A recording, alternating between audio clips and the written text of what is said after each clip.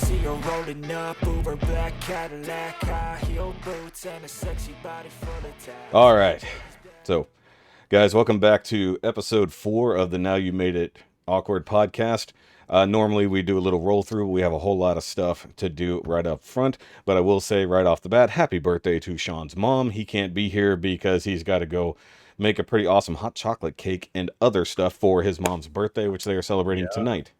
Sounds delectable. Happy birthday, Miss Love. Yes. And actually, we do have a special, or some kind of special guest over here. We have Rikki, What's going on, everybody? the new vestigial organ dangling off the side of Nerd Rage Radio. And then up here we have one of my other normal co-hosts, good old Mike, the Comic Crusader. I take offense to normal. Well, I mean, regular. I can deal with regular. You're a regular, technically, but you're a co-host. Well, at 50, I have to stay regular. Everyone should stay regular. It doesn't matter. Yeah. All right. So, I don't know what I bought into here. We're talking about regular. Dude, we talk about everything. This is why I told you you should have at least listened to last week's episode. Did you even see the title for last week's episode? Yeah. No, I have not had a chance to go back. All right. So this will give you an idea of look at that. Yeah. So Rikki is, well, a friend is unaware of this podcast so far, but so just the title to give you an idea of what we do with here. The title was that little kid tingle you feel when you're at Hogwarts. Yeah. So last week, I think, was probably the funniest episode we've done so far. I think the first 26 minutes or so are just so stupid, but so much fun. Let's see if we can top that. We can see if we can top that. Well, Shaun's not here, and half the comedy just comes from Shaun just rambling off saying so. He's one who gave us the little kid tingle. Now this is Shaun that does the painting, right? Yes, this is ShaunDiesel. So guys, real quick, because I did minor introductions, obviously down below you can follow me at all the SHOKY and SHOKY reviews things and links down below. You can also follow Mike at Comic Relief Crusader, and of course his store if you want to go buy any of his cool merch and shit. Same thing for me. Rikki doesn't do anything technically speaking, however he does make the promo videos for Nerd Rage Radio. So if you're on Facebook following Nerd Rage and you see the funny little promo videos that get put up before the episodes go live, he did that. So that's I didn't make them funny. Those guys are just funny. I just get to put pictures across the top of it. Yes, but so you're the genius behind the personalities. But do you no edit? Do you get sent the clips to make a promo, or do you do that? I do that. I have to, he puts it out. I hear it about the day before it releases to the main public, and then I get to go through, pull something out, and I had to do cutting and chopping and stuff like that to it. See, but that the comedic timing and the edit is on you. And if the promo is funny, it's because you cut it well. Well, I appreciate that. So I mean, we already know how good a promo can be because you'll see things like from DC where they have an amazing looking trailer and then the movie is garbage. Or from Marvel, the trailer completely lies to you and then you go watch the movie and it could be awesome.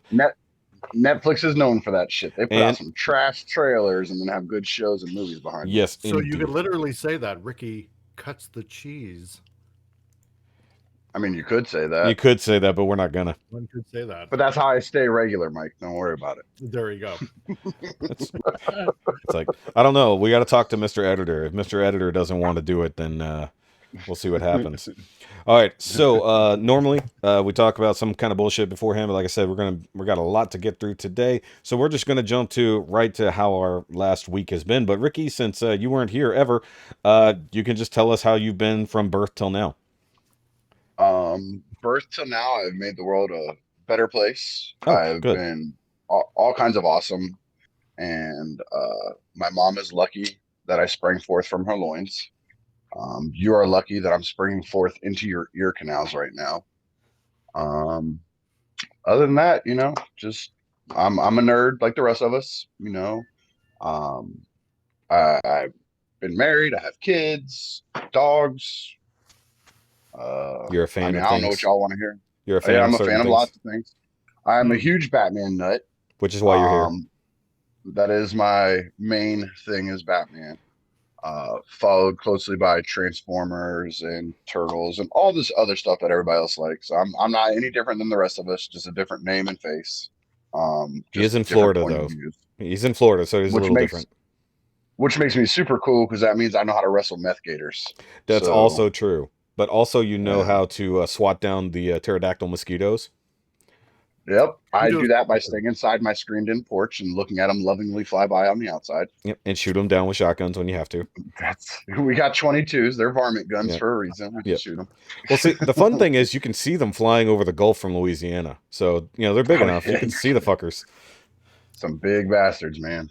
From about 50 miles away, I hear. Yes. Yeah. I mean, You can definitely hear them. Like they go out here out back. I'll see them. It's like a cloud. You can't Like miss a it. It's like B-2 bomber, just. Yep. they're usually about the size of like a beach ball, like the blow up old school beach balls. Mhm. It'll be a Oh, yeah. black cloud of that just moving, and you can just watch it happen. It's nuts. See, they actually Wow. bring the meth to Florida. That's how they actually started transporting them now. Ah. Hey, I'll tell you what, though. Hold on. So You in know what? actuality, Mosquito they- mules. That'd be awesome. Well, hold on. You know that Bill Gates had wanted to help develop genetically modified mosquitoes to help deliver vaccines to a Yeah. population. However, I think he modified them for Florida just to deliver meth. So they actually they just bite you. That they I think what happened is the mosquitoes bit a Floridian that was high on meth, and it became this uber mosquito. Bill Gates people got a hold of it, and they're like, "We could do this on purpose." Yes, I'm saying they literally they inject the meth with their They bite. reverse That's all it engineered is. our meth mosquitoes. Yes, they reverse engineered meth mosquitoes to help make the population more docile or violent, You're whichever. welcome, world. Thank you, You're Florida. welcome. Yeah. So I'm pretty sure the title's going to have meth mosquitoes in it somehow. That's it. It's got to be in there. Yeah, it's got to be in the title. All right. So, anyways, so we go over anything you've got in the mail, anything you've been watching, just in general stuff that has happened to your nerdy self. If you want to talk about work, life, whatever, just been going on. We are clearly copying Nerd Rage Radio. Well, then I feel honored to even be in the outer limits of that because that's a high bar to jump to. Yeah, So, that's why I'm so short. I'm a chef, so I do for a living. I cook at an assisted living rehab facility. We've been super short staffed ever since COVID started, so that's why I haven't been able to play catch up. We've been trying to make this one work today because we've been being so short staffed. Like just yesterday, I put in 15 and a half hours. Like I was there from 4:30 in the morning until 7:30 at night. So Damn. Wow. and then had to get up. I do baseball with my youngest is big into baseball. So we've been doing that. And I'm a coach on his team. So we had practice today and Shoky's like, we can try and make it work afterwards, which I appreciate y'all working around my crazy schedule. Hey, no problem. We went at like 8 o'clock last week, so we're happy that you were available in the middle of the afternoon. and more importantly, because I pulled that double yesterday, my boss gave me tomorrow off. Oh, hell yes. So you could We even, can stay up as we late. could have gone late if we needed to. Yep, we can stay up as late as So you need to. we'll do an after show with happens, Shaun. We'll do an after There show you with go. Shaun. So he can be There you bothered go. by you. I mean, introduced to you. That's awesome. That's either way, 6 of one, half a dozen of another. That doesn't So yeah, I work. do that. Cooking, baseball, nerd stuff. Like you said, I do the promos for Bobby, which is really he probably doesn't, realize it, but it's something really cool that I really enjoy doing. Mhm.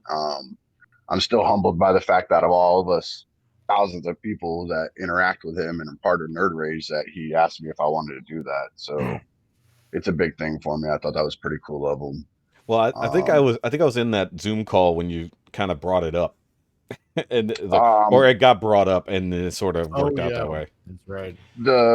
In the Zoom call, it was just like, "Hey, man, if you need me to do anything for you, just let me know." Yeah, I think that was the beginning of the snowball. Yeah, and then like a couple weeks later, my wife and I are walking through, the Florida Kohl's, which is Walmart, and he shot me a message, said, "Hey, does that offer still stand?" And I'm like, "What are you talking about?" He's like, "Well, can I call you to be easier this way?" Mhm. I'm like, "Sure." And I shot him my number, and then a while later, I got a call. He's like, "Hey, man, what do you think about doing this?" And because ironically enough, I've been doing them for him since end of November, December Yeah, I was area, gonna somewhere say in there. Thanksgiving time. Yeah, somewhere around that general area is when I started. And A little bit after 300, right? Yeah, it was. He said, let's just see how it goes to the beginning of the year. See if you really like it. It might be a big old pain in your dick. There is a time limit. I do have to do a bunch of editing and stuff. And all that stuff that I do on there is self-taught. I downloaded that app, the Kind Master, and just started goofing around on there. That's why if you go back and watch the first one and you watch them now, there's just massive Yeah, differences. it's a lot cleaner. Yeah. Yeah, I got super excited when I figured out I could put GIFs in there and I could download video shots and figured out how to put musical audio cues into there. I messaged him like, dude, you gotta see the new one. You gotta see the new one. I figured out how to put GIFs in. He's like, okay. Yeah, he's like, cool, Rikki, just do it. He's like, cool story, bro. I've been editing videos for years. No, he's never like that. I have to say, he is actually special. To Yeah, do that. yeah, but lately we've seen how well his editing has gone. man. Yeah. We love you, Bobby. Yeah, it's ironic is that he has this. I don't know if I'm phrasing it right, but he has like this like bad boy persona, I guess, when it comes to reviewers and stuff like Right. that. Yeah, yeah. But he really is just one of the nicest guys. Like when you actually get to talk to him, dude's super chill, super laid back. He's like I said, it's a big thing to me. It's something for me to do. It involves me and something that I have a lot of love for that fandom and for what he does specifically for all of us. And the fact that he lets me be involved in it is big for me. You know, it helps. That's It good. gives me- Hey, you're a And here I franchise. was hoping he was like some sort of, hard ass tyrannical person that that would have made an interesting story. Ironically enough, that's Joe. Joe's the mean one. Don't let anybody tell you Bullshit. different. Joe's the Bullshit. mean one. I call bullshit. Joe is I've talked to both of them for 5 hours at a time. I know that's bullshit. If anyone's Turned to me, and then when I showed him a GIF, he just laughed. And no, pointed at hold me. on. We all know that it's Phil that's the tyrannical one. No, Phil. It's definitely it's Phil. It's Dante that'll fair. fucking drop kick you. So I mean, Dante's nice until Well, he doesn't need to be nice. Dante's just the bouncer. I mean, they're all super In a cool, great way. man. Cool. Like, Well, you got to meet him. them. Yeah, except for Joe. Yeah. As everybody who listens to Nerd Radio knows, he does not talk to peoples. He does not like them. So I didn't get to meet him while I was up there, unfortunately. But I got to meet everybody else. Pinkerton goose stepped me back to the hotel when I got a bit inebriated. He made sure I got back there safely. Nice. So I mean, he's a good dude. And Bobby had me in his house. I got to meet his wife and kids, and had food there and drinks there, and I just chilled with him there, talking. Rub it in. And Rub it in. even after everybody left, like the whole entire realm of collectors people ended up showing up. That's how I first met them, was at Bobby's house, because they came with Pinkerton. Nice. And so I got to meet all of them, like Dust Mites and Dave and I'm gonna forget people and feel like an a-hole later. I mean, it was months ago. Man, Yeah. Like almost the whole entire upper people in the realm of collectors came over. It was like 8 or 9 of them showed up. And even after all of them left, I just got to sit there and just talk to Bobby. Like that was like off the record, nobody around. We're not having to be anything other than just Rikki and Bobby talking. And Rikki, I gotta say Bobby. that's it. Can't be 2 number ones, Cal. That makes 11. So we got to chill and just talk, man. Me and him talked music. We have a lot of intersecting likes on stuff. I don't do drill music. That's all him. No one does. No one does. Just him. him and all 300 of the people on Instagram that follow the people that he likes are the not ones that do it. ska. So Yeah. That's Well, true. I can rock some old school ska now. Let's not get too far out there. Wait, if we're talking 90s ska, that's a different story. Yes. yeah. But it was really cool. I just got to sit and talk with him, and we just talked about all kinds of stuff. And that was the pinnacle of my trip. Then getting to meet everybody else in Realm of Collectors, getting to become a part of that. It's been really cool. It's been a weird like out of nowhere kind of rush for like the last 6 months or so. And it's been really, really cool. Like my wife says, she's like, you just seem so much happier and you enjoy yourself and you go out and you video chat with them and you do that stuff and you just seem better off for it. So I owe Bobby for that. Let me get off of that for a while because we're on your podcast. No, it's fine. But hey, dude, that's a big thing in your nerd life to have literally gotten to do that, dude. If one of these days I'll manage it. I just Texas is slightly further away from there than Florida, And I'm pretty excited about actually doing this. I know to you guys it might not seem like much, but Shoki and I talked months ago about me maybe coming on and going with him in one of his videos. Mhm. So Nice. actually being able to sit down and talk with you guys, and me and Michael talk. Dude, You the know, three of us Yeah. alone talked for like 3.5 hours past a Zoom call. Oh dear God, yeah. That's Yeah. one of the reasons why they started up the whole Discord was because Bobby wanted to leave a place for us to talk because he messaged me one time. He's like, how late were y'all on? And I'm like, I don't know, like 12:30, 1 o'clock. And he had gotten off the thing at like 5 o'clock. Yeah, Like, and which is I left at like 11 because I just like I gotta go to bed. I know. And then my wife was like, "How was your 4-hour chat?" It's like, Fun as wish it hell. was only 4 hours. It was a lot more than 4 like hours. most of the time. I'm lucky if I get a word in edgewise. Yeah. Well, I was like, well, the 4-hour chat was great. It was the 6 hours after were fantastic. When the Yeah. cameras went off is when it really got nuts. Yeah. So, But yeah, that's fun for me. so aside from the community aspect that you've got going on there, have you picked up anything Transformer wise or anything other cool shit lately? Yes, I have got the Deformation Space Seekers. I got the trilogy of them Nice. with their backfiller pieces from SHOZY. Nice. So they still don't ship them with them. Yes, they do with Thundercracker and Skywarp. They're actually in the box, but not Starscream. Gotcha. Because Starscream was made first. Then I guess the way I'm trying to understand it is Starscream was made, and then this other person or party made a 3D printed backfiller piece to fit it after it already released. Yeah. And then Deformation Space saw it, liked it, and then asked him if he'd be willing to like partner up with them for the other ones. So they started putting Thundercracker and Skywarps in the box with them, but they made the Starscream ones you can order individually. Okay. So you don't have to buy all the other ones separately anymore, just Starscream. Nope, so even if you bought Starscream now, it still wouldn't come with them. That makes no sense. It's a whole separate thing. Like my order was 3 Seekers and a backfiller piece for Starscream. So they can't. So they don't want to adjust the packaging. It's really what it's coming down to. I think what it really comes out to is Starscream was already over here, like all shipped over here. So you're the Starscream you just got is still old stock. It's not even new. Yeah. Okay. I think that would make sense. I think all the Starscreams were sitting here, and then they made it over there, the 3D back or whatever. Okay. And it just seems like they were able to time it better to get this Thundercracker and Skywarp and sent. So that makes sense. Probably because they've already adjusted for weight and size and had the packaging already. Therefore, it couldn't accommodate. It's the same exact package. Like it's literally not only is it the same exact size and shape package. All 3 of them have Starscream on the cover. None of them show. They don't even change the box. Nope, it's the same exact box. That's crazy. Same box, same shell, same parts, same everything. Wow. The instructions are all Starscreams on the pictures. There's no Thundercracker or Skywarp in there. I mean, reprinting it wouldn't make any sense. Like for instructions, obviously. All is the same, and those are some of the nicest boxes that I've ever gotten a Transformer in. They're really fancy. You'd be surprised by how fancy those boxes are.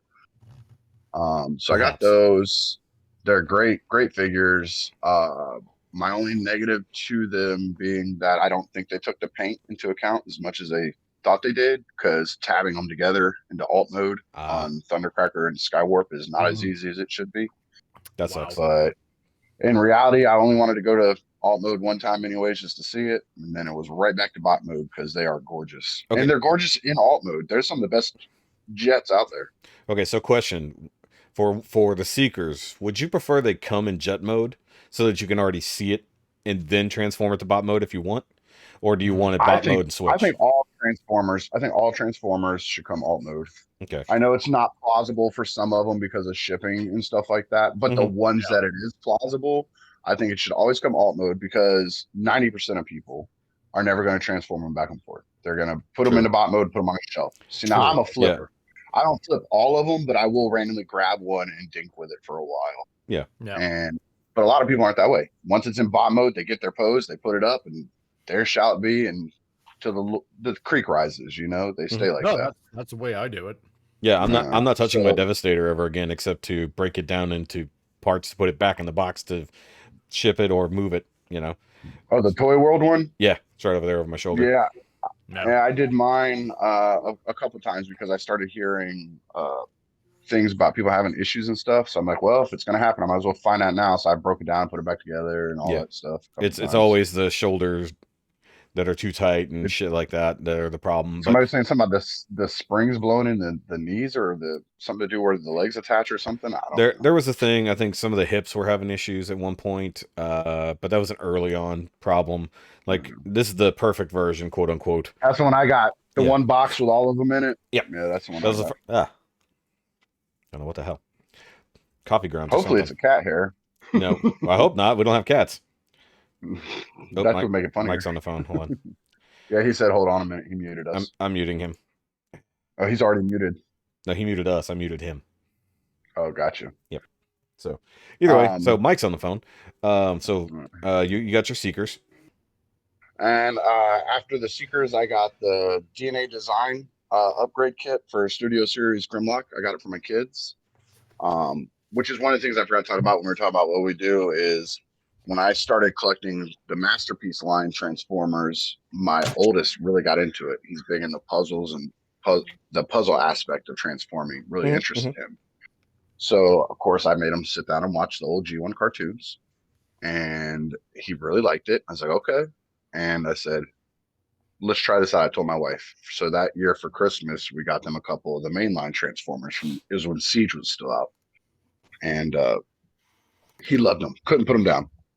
Constantly going. So then it became a thing where we just get them both Transformers for their birthdays or just randomly. They make good grades. They're both straight A's, sometimes B students. So it's really easy just to get them stuff. And one time he came in and he was looking at my collection. He goes, you know what my favorite part about your collection is, Dad? And I said, what's up, bud? He goes, that we have the same characters as you have. So we have our version that we can play with and then come look at your versions. And I was like, okay. So then I put a little mental note. So now they literally own every Siege, Earthrise, and Kingdom figure that I have ones of. They have them. And some of the ones that we've got them because other people found out we buy them Transformers, so they buy them stuff and add to the collection. So some of the ones that they had gotten, I had to go back and get Masterpiece ones to make them match. Like I have that Optimus Primal from Rikki in there. So wait, now it goes reverse. If the kids get something mainline, you have to get the MP. Okay, you might have shot yourself in the foot. You might have shot yourself in the foot. Welcome to the world of OCD, man. Oh, it's shit. Killer. So they have their, like I said, so do they have a smaller version of your display cabinet you got? Like, so they can have the display the same way? Actually, but they still play with their toys. But what happened is my uncle and I, this was a few years ago, got an old dresser. Yeah. And we stripped it and he painted it and stuff. So he has one drawer is red with Spider-Man faces on it. One's green with the Hulk fists on it. One's blue with Superman and one's yellow with the Batman on it. So they're like, that's their toy boxes, an old dresser in their closet. So that's pretty cool. My oldest has OCD like I do. So each thing has a certain thing in it and they all go together a certain way. And nice. You don't mess around too much. So they pull them out and play with them, and then they put them back. He is like me. He saves all the manuals. Yeah. I have in my desk drawer, I have a file with all the manuals in them, separated between Takara, 3P, and then all the 3Ps. When I get you many, like I own every Fans Toys now. So now Fans Toys has their own file. And I hope you save the boxes for future sales because everyone sells all their Fans Toys eventually. I mean, I have my Fans Toy. I actually have all my boxes, and one day offline, I'll have to show you my box collection in my garage. I think you did. You did on a Zoom call one time. You did show it. Maybe at least a corner entertainment unit or whatever with them all stacked inside there. Yeah. You set your phone down and you went in the other room or out to the garage or whatever, and you brought more shit in. That's what you did. Man, that's right. I got all my boxes in a big giant box. I do have a question though.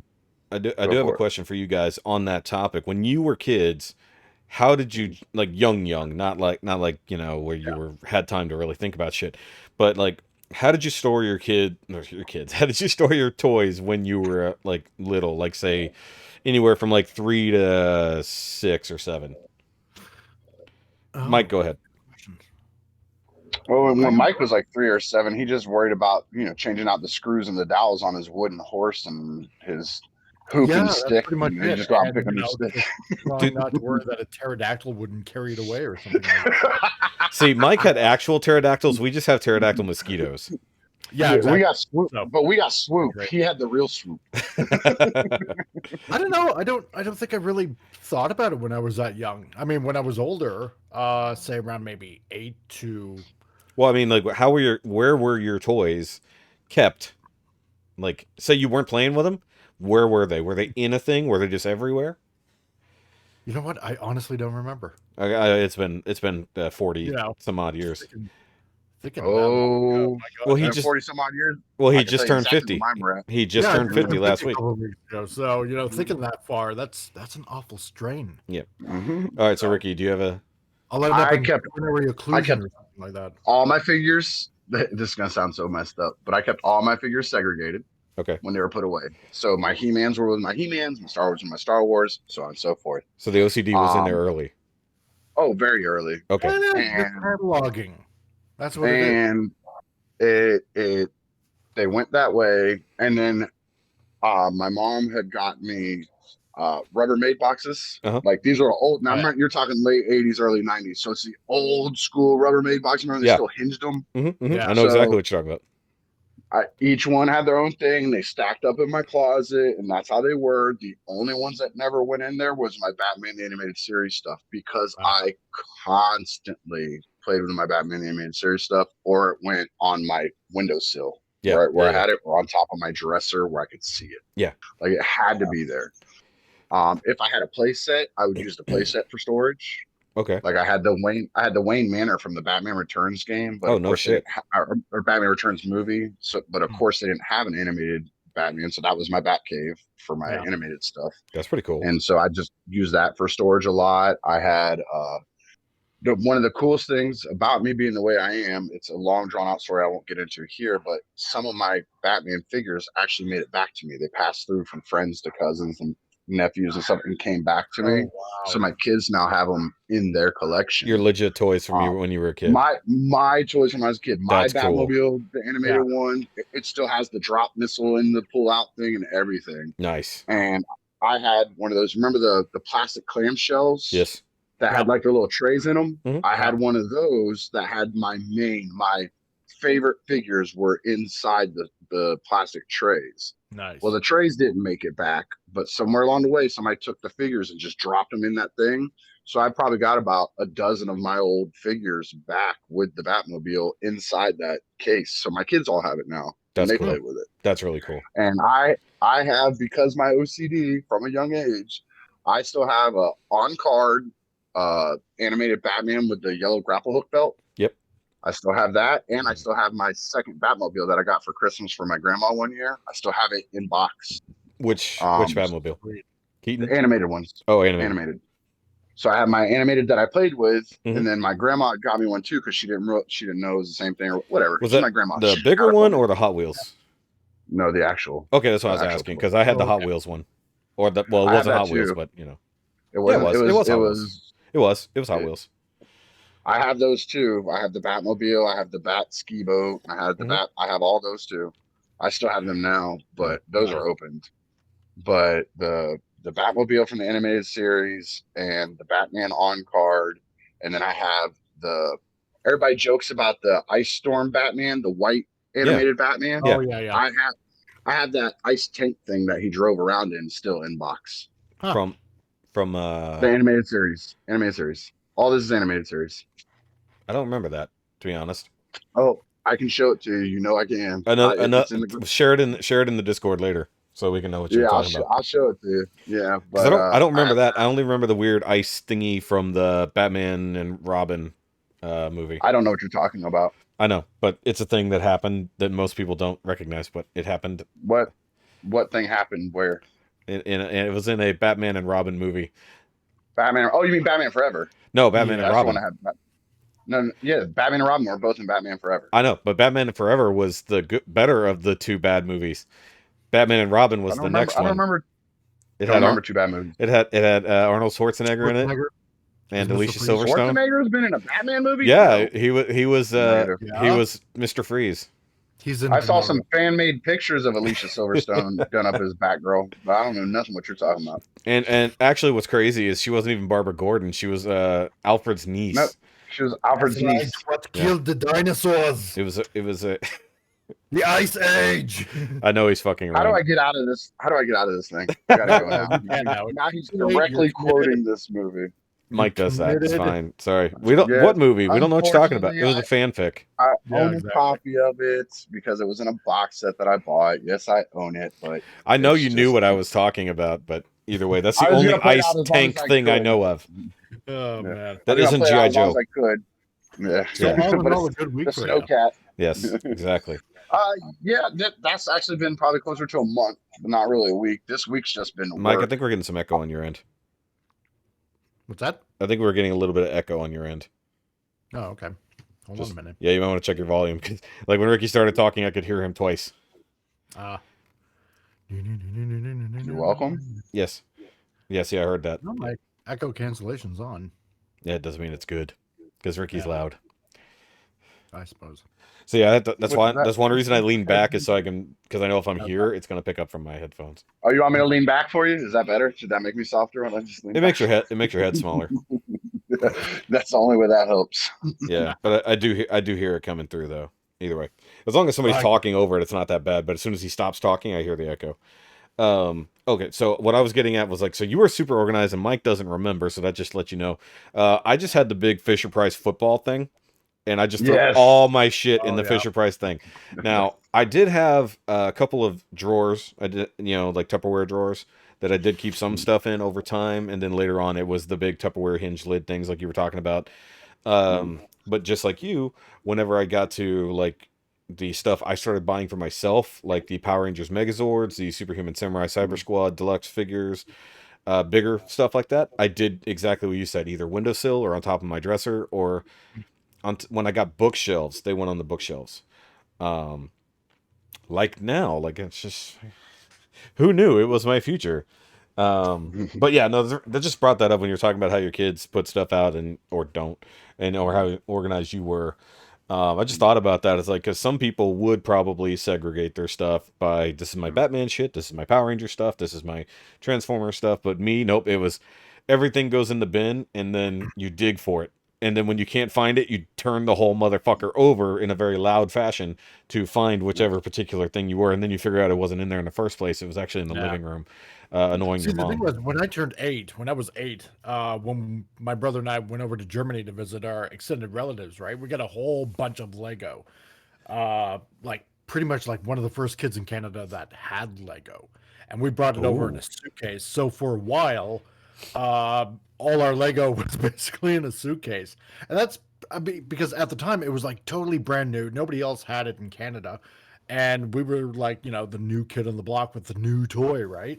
And so everybody came over. But for the longest time, for maybe about a year or two, all the Lego that we collected was in this big suitcase that we brought over from Germany, right?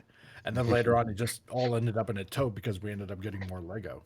So That's I'm pretty cool. surprised they even had Legos in Canada. I just assumed y'all all played with Lincoln Logs because it matches the wilderness stuff. So. well, yeah, I mean that was before. Yeah, I was gonna So, say, no, he's talking about literally when Legos came out, Yeah. because we think of Lego being out forever, but there was a time before Yeah. us that Lego did not exist. If you in the dark times, and you got to remember, Lego is not an American thing. Before- Lego came before from the Europe. Swedish. That's Yeah. Swedish or Yeah. some shit like that. Because I remember watching an episode of James May's Toy Stories where he talked about the history of Lego, and then they tried to build a real working house out of Lego, and they mostly succeeded. Don't ask about the toilet. Well, we were just talking about my kids do have one thing where they have a bookshelf in there with their books on it, and that's where they display like their statuettes and their pops and their vehicles and stuff. They do some display like that, but they Right. play with their main toys. But you Oh. brought up my OCD, and I'm gonna tell you about how that switched to my oldest. Before he got into Transformers, when they were still a little bit younger, they were big into superheroes, of Mhm. course. And I was getting them ones. What are the ones that they have at Walmart? Like they're the smaller figures, like superheroes. They have like a whole line. They're like yellow carded. They're little. The reaction ones or a different one? No, they're the little. I can't remember what they're called. I mean, they have play sets and vehicles, and they're like not in the main toy aisle. They're like in the kiddie aisle, like the toddler aisle. Not like Playmobil kind of stuff. Something along those lines. But if Okay. I remember, people will know what I'm talking about if they remember them. It sounds familiar. I was buying all those for them, and I mean they had the vehicles and the play sets and all that stuff. Because my oldest loves Spider-Man. My kids are half Hispanic, so his favorite Spider-Man now is Miles Morales. As he got older, he learned about Miles Morales, and once he found out he was half Hispanic, that's his favorite because he's like, I mean, he literally said, "We're the same. We're both half Spanish," and it's my favorite character, Spider-Man. So that's his favorite one now. My youngest, perfectly loves Hulk because he destroyed everything when he was younger. That was his thing, was just breaking shit. So he loves Hulk, and as he's gotten older, me and him have had more conversations about it being the dichotomy of being full of anger, but learning how to control it and having to let it go when you need to. And he likes that more now. And ironically, he was talking to me about it in baseball. He goes, "I do like what you're talking about with Hulk. Is I'm calm, and then I get mad at the other team, and then I just really want to destroy them." I'm like, exactly. That's exactly what it is. And so, anyways, I was buying these figures, and you were talking about my OCD. Well, we're all on the floor playing. Of course, I have their little Batmans, and then my oldest has all the Spider-Man stuff and the Green Goblins and all that gobbledygook, and my youngest has all the other Marvel stuff. And my oldest, so we're in the room, we're in their bedroom. My oldest like, "Help, help, somebody needs to come help me." He has his Spider-Man, he has his Venom. He's like, "Venom's beating me up, I need help." And I'm like, "I'll help you." And I had gotten them the little Batman and the Bat Pod that they made for it, like from the Dark Knight. Yeah. And I was like, "I'm gonna get on my Bat bike and I'll come and save you." And as I put them on there, I was like, no, Dad, you can't. I'm like, "Yeah, I'm gonna get on my bike, I'm gonna come over there and I'm gonna help you because I'm Batman and that's what I do." He's like, "Dad, you can't." I'm like, "Why not?" He goes, "You're DC and I'm in Marvel. You have to stay over there." That's right. So I had to go out that weekend. I went out and bought a copy of the Batman Spider-Man crossover comic just so he could see that it existed. So that he would know that I could come over there. It happened once, damn it. Though I prefer Batman crossover with Spawn, personally. Well, I mean, it's a better story and better drawing, obviously, but because of that connection with my kid, I now like the Spider-Man one slightly. But that's cool. Batman. That is cool, though. Awesome. Now we need Spider-Man fighting Spawn. That would be fun. Ooh. I don't know if he'd know what to do. Spawn and Carnage would be a great. I don't know. That'd be a great battle. Perhaps. Epic. That would be good. But yeah, they definitely got that from me. And Clown. Ooh, that would be interesting. Yeah. But that's kind of like what they did with the Batman crossover. It was Joker hooked up with Carnage and Batman and in that Spider-Man had to get together, and fight them and stuff. So I mean, that's right. It was something along those lines. All right. But yeah, I mean, it's fun. Cool. Should we move on to Mike's? Mike's, how's your week been? We still don't have a name for it. I don't want to call it Nerd Week because that's trademarked. Obvious. It's like, so we don't have a name for it yet. We were calling a weekend update at some point, but we'll figure out a thing for it. Yeah, my gallivanting week of geekness. No, oh too many God, words. That's too much. Too many words. Yeah, I'm working on it. It's a working title. Too many words, Stanley. Too Monty Python. Bring it back some. Yeah, I suppose. Let's see. I finally got my Masterpiece Skywarp, so awfully happy about that. That came in. The MP52 now my one? secrets are complete. Yes, Yay, the MP52. finally. Let's see what else is going on. Finished my art test for a certain other third-party company to which I am now hired as their Pantone expert. So hooray for me. That was, they gave me basically 2 weeks to do this whole test, but I took a week. I just couldn't think of anything else to add on to that whole Unicron picture that they wanted. So, oh my God, I never worked so fast in my entire life and basically just spent hours on Did you share the finished version? I can share the finished version. Yeah, because I wanted to see it. I saw it works in progress. I never saw the finished version. So when you say Pantone artist, you mean Pantone as in Spanish for pants? That's pantalones. Right. Oh man, God, I'm so. He's not their pantalone artist. That's right. I just draw pants. So it's the most useless job in the toy industry. Right. You are looking for the pantalones. The monkey pants on everybody. He draws That's right. pants on all the Transformers. You are needing the monkey pants. For the There's people that just good listening and that are stupid like me, what is a Pantone artist? Okay, Pantone colors basically are used for everything for like print or fabrics or even manufacturing of, let's say, for example, action figures. Oh, that does right? look good. Yeah, and they're basically exact colors. They're like, you could say in layman's terms, like perfect colors, right? Mhm. And they all go by a specific code, as it were, you can Mhm, say. mhm.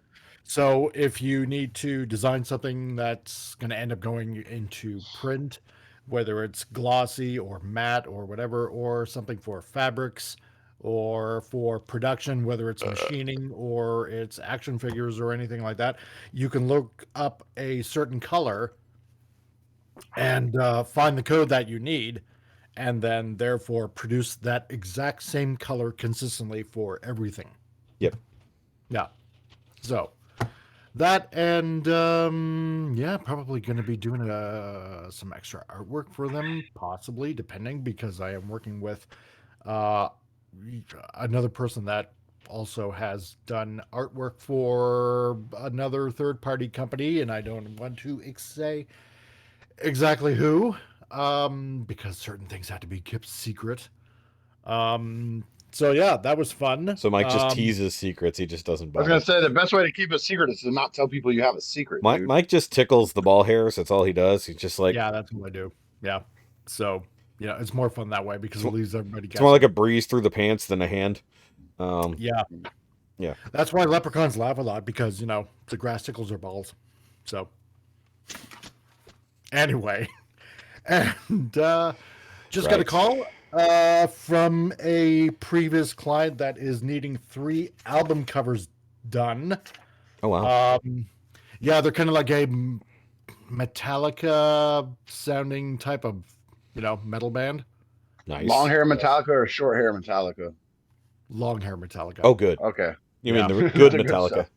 Yeah, That's exactly. why I was checking. Before Lars Yeah, decided. Metallica was good. Yeah. so- Before Lars decided to tune his drums like a moron. exactly. Right. So yeah, they just called and they want 3 album covers designed. So You mean anal bum covers? what's that? Anal bum covers. Yes. Yeah, Just say anal yes. album covers. So yeah, no, yeah, I should probably show some of the artwork that I've done so far You could. for the other album covers. So I mean, it's really just for us to see. Obviously, this is a audio only podcast. So Obviously, for everyone out there who wants to see these things, is there anywhere you'll show them publicly, or is this just for our All you need to viewing do eyes? is just Google anal bum covers. It'll take care of itself, man. Yeah, Just precisely. don't Yes. even Please- worry about it. However, I got some of them on my website, so in my portfolio page. yes. So go to Mike's link down below to his website Yeah. if you want to see said things. yeah. What, Ricky? So And let me give him a free little stroke and pull there while we're at it too, because called a plug. I was talking to Mike for months before I realized he was the same guy. I had bought one of his scale posters like months before him and I started talking to each other. And we were talking in one of the Zoom meetings or something, and he started talking about how he does scale posters. I'm like, yeah, I got a scale one. It's really good. Whoever did it did a great job. And he showed his. I'm like, that looks almost exactly like the one I got. And I went and pulled it out. He's like, that's because I made that one. I was like, oh, that's cool as shit. So not even speaking as somebody who just knows the guy. I bought it long before I knew the guy, and it's did a great job on it. Well, the other funny connection we have through this podcast is that many moons ago, Mike hit up Shaun to do a custom repaint of Six Shot for him. So exactly. it's like we have a weird connections, and then I'm just somewhere in the middle.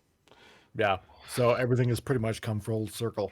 Yes, That's pretty cool. I just know all these. But yeah, I people just wanted to otherwise. throw that in there. Like, as a customer, I bought his stuff long before I knew him, and I was supremely happy. And with are him you when I got it. satisfied as a customer? Not yet, because you I haven't made mean- him a Soundwave box. I was leaving it alone, but No. since he brought it up, don't ever Say it. No, He has to. I'm not going to. I figure if I leave him alone, it'll show up at my door one day. No, you have to get the passive aggressive jabs in there every now and then. It's like, man, Oh man, my collection's almost complete. If only I had a Soundwave box that looked G1. Okay, let me come up with the price, and I will let you know. well, that Let's is. see. So, I'm paying so I I'm got that paying you going in on. beaver pellets, so keep that in mind. There you go. Did I you say will take pellets? beaver pellets. Beaver Yeah, pellets, Price of not gas pelts. is skyrocketing, and I need something to keep No. me warm. I meant beaver pellets. That's why I said it, not pelts. The little Jackass. turd balls. That's what I meant. Oh, damn it! I misunderstood. You live in Florida. There's not that many beavers. Yeah, that's true. Ah, Well, I can I use it know for people grilling, in Canada. so I'll pretend they're wood pellets, and yeah, use them No, for because grilling. then you put them in your collect some grill. deer pellets. Yeah. I'll collect some deer pellets and tell you they're beaver pellets and ship them to Something about the steak tastes wrong. We got these So, secondhand they're- deer pellets. They're KO beaver pellets. So it's like selling you oregano instead of something else. exactly. Yeah. It's like, this ain't beaver shit. I know my beaver shit. It's He the should. virus that gives it flavor. Yeah. Oh God. So off the rails. Let's That's get back almost on the going to rails. be a title of this episode, isn't it? Beaver No. pellets. I just want to say he does a great job on those things. It's better in hand than even what you see on his site. So Yeah, I put a couple of pictures there in the chat, so you can have a look at those. Oh, yeah, I see. So the 2 album covers so far. So, let's see. Other than that, yeah, what have we been watching? The wife and I have been. Well, we actually finished up season 2 of Temple, which is a British show. Oh, that's right. You were talking about that last week. Yeah, yeah. Oh boy, yeah. It's Those it's are cool. Really, really good show. I would highly recommend that to anybody. So, this season was only like 7 episodes, I believe it was. But Oh, wow. Short. yeah, COVID season. everything just goes south for this guy. Hmm. So, British shows usually have short seasons. usually, yeah, It yeah, it's depends. just I mean, away. some will have a full run. Some will have like short. It just depends on, I guess. Tends to be whether or not on which channel it's on. Yeah, It's like when you're on BBC One, you tend to get more. You tend to get more runtime. yeah, that's true. But I mean, for anybody that doesn't know, Temple is about basically a doctor. Does it go through time and space? Yeah, that's well, no. Does he Although- cure diseases just by thinking about it? Yeah, well, he runs into a guy that basically approaches him that he did a cardiac operation on, and he approaches him, the doctor, about helping out people that can't afford a medical procedure, basically doing it like, underground kind of thing. That's what people go to Mexico for. Well, yeah, but seeing how this is England, you can't exactly just go to Mexico, right? No, you go to Wales. It's the same thing. Well, I suppose. But anyway, Go to he, Canada for he free worked coverage. for like utilities or something like that. So there's an underground bunker that nobody really knows about underneath Temple Station, which is the subway system through London. And anyway, basically, there's a whole setup. People are coming in that this doctor operates on. They pay him essentially. It's all like under the books. And Under the books. Canadian colloquialism. Is it off the books or under the table, Mike? No, Yeah, it's under the okay. books. Anyway, then he gets in contact with some shady characters, and Were they also mob under the books? bosses, and his wife also was dying of a rare disease. Oh, go figure. But his wife and his wife's friend, who work at a lab, ended up making a cure for such disease. However, his wife ends up in a coma, and you find out that basically he has an affair with his wife's friend. So she wakes up from the coma. Hilarity ensues. So it's And- Mr. Freeze's backstory mixed with House. yeah, essentially. It's really good. It's like brilliantly written. I would Except just when House highly was in recommend prison. it for anybody. So yeah, precisely. Because that's how you do everything under the table, is in prison. Yeah. Under the table. See, Mike, generally when things are happening under the table, you're looking for promotion. Yeah. Quaint Canadian colloquialisms. That's the name of the episode. No. That's right. No. Let's see. Other than that, You watching any classic shows with the kiddos still? not just more Steve Irwin. here and there. That would be classic, at least. That's They about it. they just finished up 30 Rock not long ago. Not 30 Yeah. Rock, Third Rock from the Sun. Wrong. Third Rock. 30 Rock is a great show on its own, but no, I got the wrong thing in my head. I've been drinking. I've been drinking. No, I've been other than drinking. that, It's a good thing I'm hosting. it's pretty much about it. Cool. So- That's why we got you driving, because you've been drinking. That's America. right. That's right. Well, now in the America we live in now, it's technically cheaper to drink than drive. So Oh yeah, because technically here in Canada we're up to about $5 a gallon. we're at We're at we're just $4.39 here. for regular. Yep. Yep. Damn. We're just tipping over for regular here, but I don't get regular. I have to get premium. So I'm already at $5 a gallon. So Ooh, Mr. Fancy Pants.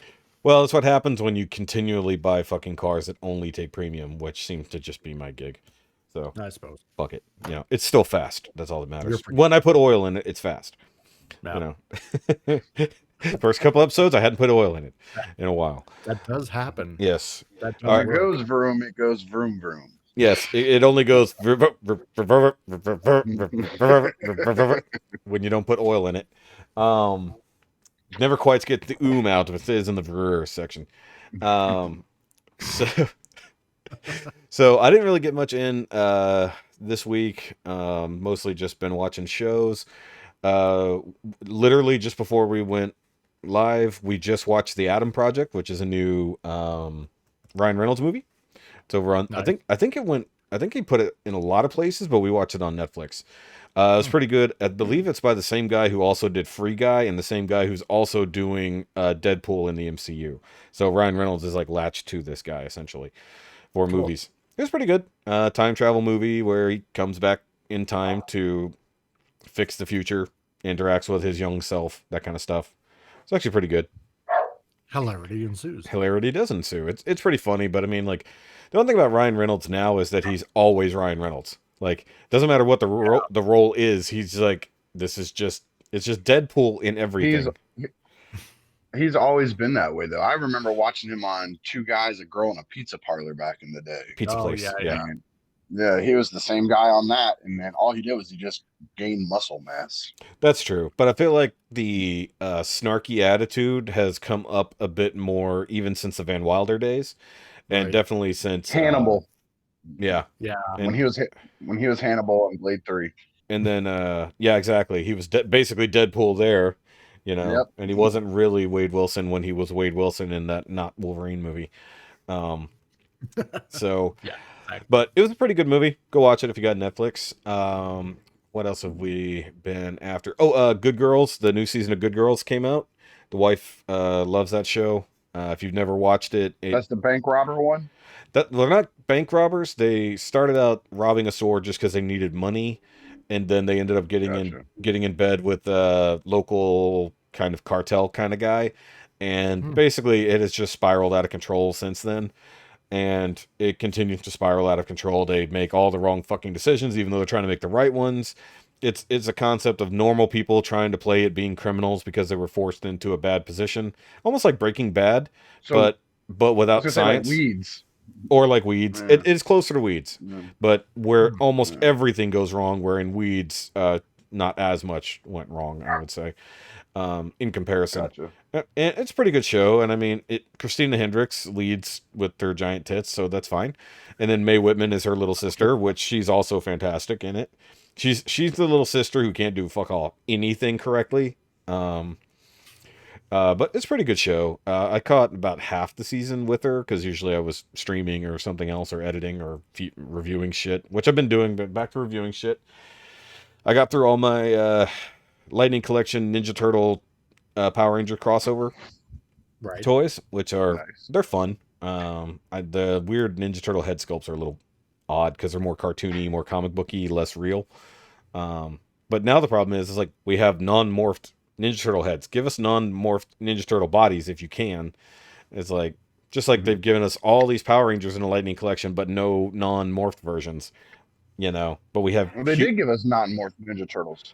Yes, I know, but NECA, not Hasbro. So the thing is that Hasbro is in part with Boom Studios, so they own the rights to that version of the Ninja Turtles, so that they could give us those if they want to. So it's pretty cool. I see. But actually, as a kid, we did get the Ninja Turtles Power Rangers crossover, which was actually pretty bad because it was that live action show that sucked ass. But they didn't Yeah, it was not take fun. but they didn't take the ninja or didn't take the Power Rangers powers. In this one, they do. So we get to see the Ninja Turtles be Power Rangers, and then the Power Rangers be more ninja like. So it was actually pretty cool. Oh. And it started out with Shredder stealing the Green Ranger's powers. So hilarity ensued from there. Which is about perfect. Yeah. That's just perfect. Shredder morphed into Green Ranger form is pretty fucking cool, and it's the only figure that hasn't dropped yet. So he, for some reason, was way behind the rest. Yeah. And he's the only one who's on his own. The other ones were 2-packs. Cool. The other thing we need is the Turtle Mech Megazord. That would be the only other cool thing we need from that. I have been reading more Power Rangers comics as I do. So I read through all of Beyond the Grid. I still got the post stories that have nothing to do with it. They're just extra comics. I got to read that, and then I'll be good. What else did we watch? We watched a bunch of shit this week. Marvelous Miss Maisel is ended like 4 weeks. So they gave us 8 episodes in 4 weeks, and it's already over. Oh, really? So hell of a run. Ended on a crazy note. But still love that show. Like, it's a series finale or a season finale? Season finale. So season 4. Okay. But it was only 8 episodes, so that sucked. It needed like 10 or 12. Especially because they were dropping them 2 at a time. It really sped it up. But that would. Yeah, but it's such an addictive show. It's still so fucking funny. I don't want to give anything away because it was the season finale, so I don't want people to go fucking watch the show. It's on Amazon. Go watch it, people, if you got it. Something I continually forgot to bring up, but I do want to talk about. We did watch all of season 2 of Making a Murderer, and we finished that a few weeks ago. I just forgot to bring it up in our hiatus. And Jesus Christ, if I've ever seen the legal system so hell-bent on keeping 2 people in prison, it's kind of fucking absurd. Like, I know the show is meant to play on your emotions and whatnot, but even when they bring up the new evidence, nobody will fucking look at it. Nobody will even do anything. No, because case closed. Why bother? Yeah, except the case wasn't closed. That's the problem. Yeah.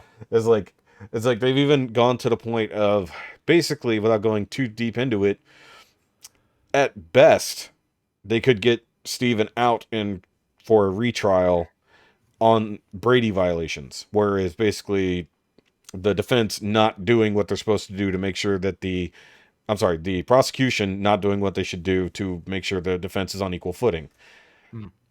So during the trial, the defense had evidence that they never shared with the prosecution had evidence they never shared with the defense. Well, I mean, when prisons are corporately run, I mean, what's the incentive? Yeah, right? But the point is if they have it and they filed it and they've done all this other bullshit, but they never gave it to the opposition, that's a problem.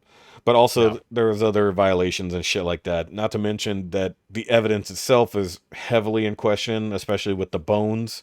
The fact that they ignored some evidence and targeted very specific evidence, despite it not really matching up with any stories or anything, is just fucking absurd. Like, the fact that it's even taken, so that series ended, or they stopped filming it in 2017. So it picked up in 2015, right after the original series ended. So that's how he got his new lawyer. Then it rolled through all of the bullshit they dealt with in 2016, then all the bullshit they dealt with in 2017, and then I think even tipped into 2018. They were still trying their damnedest to examine the evidence, that go over shit, find new evidence just for Steven. Not even talking about what happened to Brendan. What happened to Brendan is insane. It shows, if nothing else, it shows you how broken our legal system actually is. If a criminal can afford to get out on bail after doing some horrendous crime, then they may never really see jail time ever if they just play their cards right. But then if you get someone who is supposedly innocent, there's a very narrow window of how you can possibly get your own ass out of jail, even if you brought, if they caught the killer. This is something his lawyer said. If they actually had a confession and they had the killer and they had every fucking giant pile of evidence that showed that he did not rape and kill that woman and his nephew definitely wasn't involved in any way, shape, or form, they still couldn't get him out of jail. That's the insane part. That's how our legal system works. It's fucking nuts. And especially up there, it's even worse. You know, Texas is a little different. You know, every state is. But, like, that one was dead set, especially on a local level, to make sure that these people went to jail and stayed there because they pissed them off back in the 80s. It was a family squabble, except that half the family was the fucking law. You know? Wow. I don't know about you guys, but if you are in the middle of a lawsuit with a police department, that police department should not be allowed to look into a crime involving you. True. And they should definitely not be able to hold on to any evidence in a case involving you. Of interest. Exactly. Yeah, but they allowed it. The craziest part that I saw, when they said that they had discovered evidence of a body, they told their coroner not to go to the scene. Wow. They called the coroner, whose job is supposed to go there. The coroner is actually above even the sheriff. Right. The coroner is technically the top law enforcement official that can be on the ground. The sheriff said, "You don't fucking go out there." Damn. So they found evidence of a body that the coroner was not allowed to go out to the site, examine the area, and collect said evidence. They collected the evidence and brought it. That's fucking nuts. That right there should have been like, hey, that's the biggest goddamn red flag in this entire investigation. What? Oh, gee. It's like, talk about Pantones. You know, you're talking about like the brightest red you can imagine, and then go even brighter. That's what this one is. You know, it's fucking nuts. Like, it's just, that was a crazy fucking show. Like, everything about it, just fucking nuts. But I wanted to talk about that a couple weeks ago. Completely slipped my mind. But also, Rikki, you did leave something out of your week. You went and saw a specific Man-Bat movie. Yeah, I did that on purpose because I figured that was going to be one of the topics. So I just left it off so we didn't get started on it early. It is, but we're going to roll into it now. Good choice that was, too. Yes. Because I actually left off a couple of things. I was too busy playing catch up with 40 years. But I mean, you didn't have to catch up on actual 40 years, but it's good. So yes, I did go see the Batman. I did a quick for me anyways, review, non-spoilers. But today we're going to talk spoilers. Mike, if you care, you might want to mute yourself. I choose not to. Okay. Well, spoiler alert, we won't Bruce go. Wayne is Batman. Yeah, exactly. No, I already told you. You know, they're Superman's mom's name is also Martha. Who But knew? They became best friends and kissed over a piece of kryptonite. they did kiss tonight. Yeah. Either way, so before, because I've already given my opinion, technically speaking, Rikki, why don't you talk about your thoughts on the movie? Since I don't actually know your thoughts on the movie. Okay, so I will give it an overall average of like an 8.5. On the Joe scale, that will be like a C+ or a low B. On a Joe? Yeah, Joe scale. I would say, well, on a Joe scale, his is from A to, or letter scale. I think an 8.5 would be a B+ probably. So then let's say B then for his scale. Because I broke it down into different parts. I did as a Batman movie, as just a movie, as a superhero movie. And I graded it differently each way like that. I was gonna say, give us your score. Yeah, give us your score for those sections. As a Batman movie, I put it probably about a 9. Like, it was it was just phenomenal. Like, it was a long wait, and I got worried because usually when you hear those pushbacks like that, it usually means somebody's getting involved with it that you're hoping is not involved with it. You mean like DC's history? Yeah. But it really seems like this time it really was just the the pandemic that shall not be mentioned just kind of pushed it back. You can say it. It doesn't And matter. well, it got pushed back with COVID and stuff, and it seems like that was legitimately what happened. It wasn't used as an excuse for the studio heads to get in and screw with it. Yeah. Because there's no way in hell studio heads made this movie as good as it was. They would have screwed it up somewhere. They let Matt Reeves do their thing. Yeah. And Matt Reeves, he killed it. It was amazing as a Batman movie. As a superhero movie, it scores really low. And the reason why is because this is not a superhero story. I was going to say, Pinkerton put it best. There's no superheroes in this. There's just heroes and villains. There's no super about it. This is the world's greatest detective movie. This is, I think Pinkerton and Bobby might have touched on it. It's very much has a feel of like Seven, and Saw, and like all these things just kind of mashed together, and it just happened to have Batman as the overlay on it. And that's about a perfect description of it. It reminded me a lot of Seven. That was perfect correlation. Whoever pulled that one out. Well, especially in the manner of the villain is always, no pun intended, ahead of the hero, even all the way up till the end. That's the crazy part about this movie is that the Riddler is that good in this movie. Yeah. He really did pull a Kevin Spacey, detectives, I hear you're looking for me. Like, it really was that exact kind of moment for Riddler. If he didn't want to be caught, he wouldn't have been caught. You got to do it right. Detectives! Well, I would, but I had some guy yelling at me about peeking earlier, so I didn't want to scream. Well, that's why I leaned back as far as I could. I'm sure it broke there for a second. But with me and my microphone, leaning back ain't going to help anything. Actually, that was actually one of my favorite parts of that movie because they're so busy talking, they don't even notice the dude who's walked in with bloody hands and trying to get their attention. Yep. And he said he calls out detectives like 2 or 3 times until he screams it. Yep. Yeah. So it was perfect, and that's literally almost exactly how Riddler went down. Is he turned himself in? He had to. They weren't going to catch him. He was, Batman had all the pieces together, but he had no face to attach it to. They barely had a name, Yeah. So, it was very greatly done. But because of that, it's not a superhero movie. So it's like a 4 on a superhero movie. And it only gets those 4 points because Batman's in it. You know what I mean? I do want to bring up one point that I saw a reviewer talk about that nobody else had said that I if they were really paying attention, they would have caught him really quick because nobody analyzed the angle from which the photos were taken. Yeah. If they looked at the photos, the angle was always the same and it was always of the club. Yep.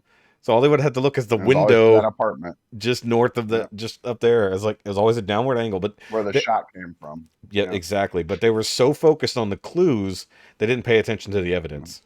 That's usually how it works and stuff like that. Yeah. That's why Sherlock has always been such a mainstay in detective novels and stuff, is he notices that stuff. Yeah. Everybody else is focused on the person in the frame. He's looking at the frame around the picture. Yeah. That's exactly right. If he would step away from being Doctor Strange for 5 minutes, Benedict Cumberbatch could have solved this shit in the first act. He would have had the Riddler caught, and he would have been looking for the Joker. It's like he would. It's like it wouldn't even been about him. And the Hobbit would have had him down in like 2 minutes.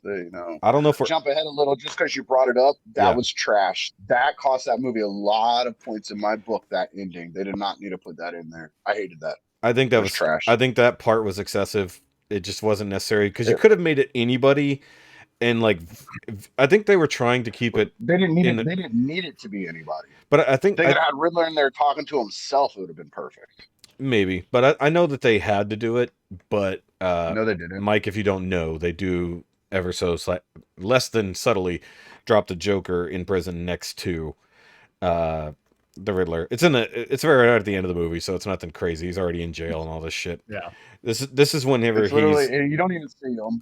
You barely see a silhouette of his head, and you just hear them interacting with each other. You hear the laugh. I thought it was pretty amazing. Colin Farrell. I still can't believe Colin Farrell. No, the makeup job. Let me tell you, I first a trailer with him in it, and I know that was Colin Farrell. I took a screenshot and zoomed in my editing software. I zoomed all the way in.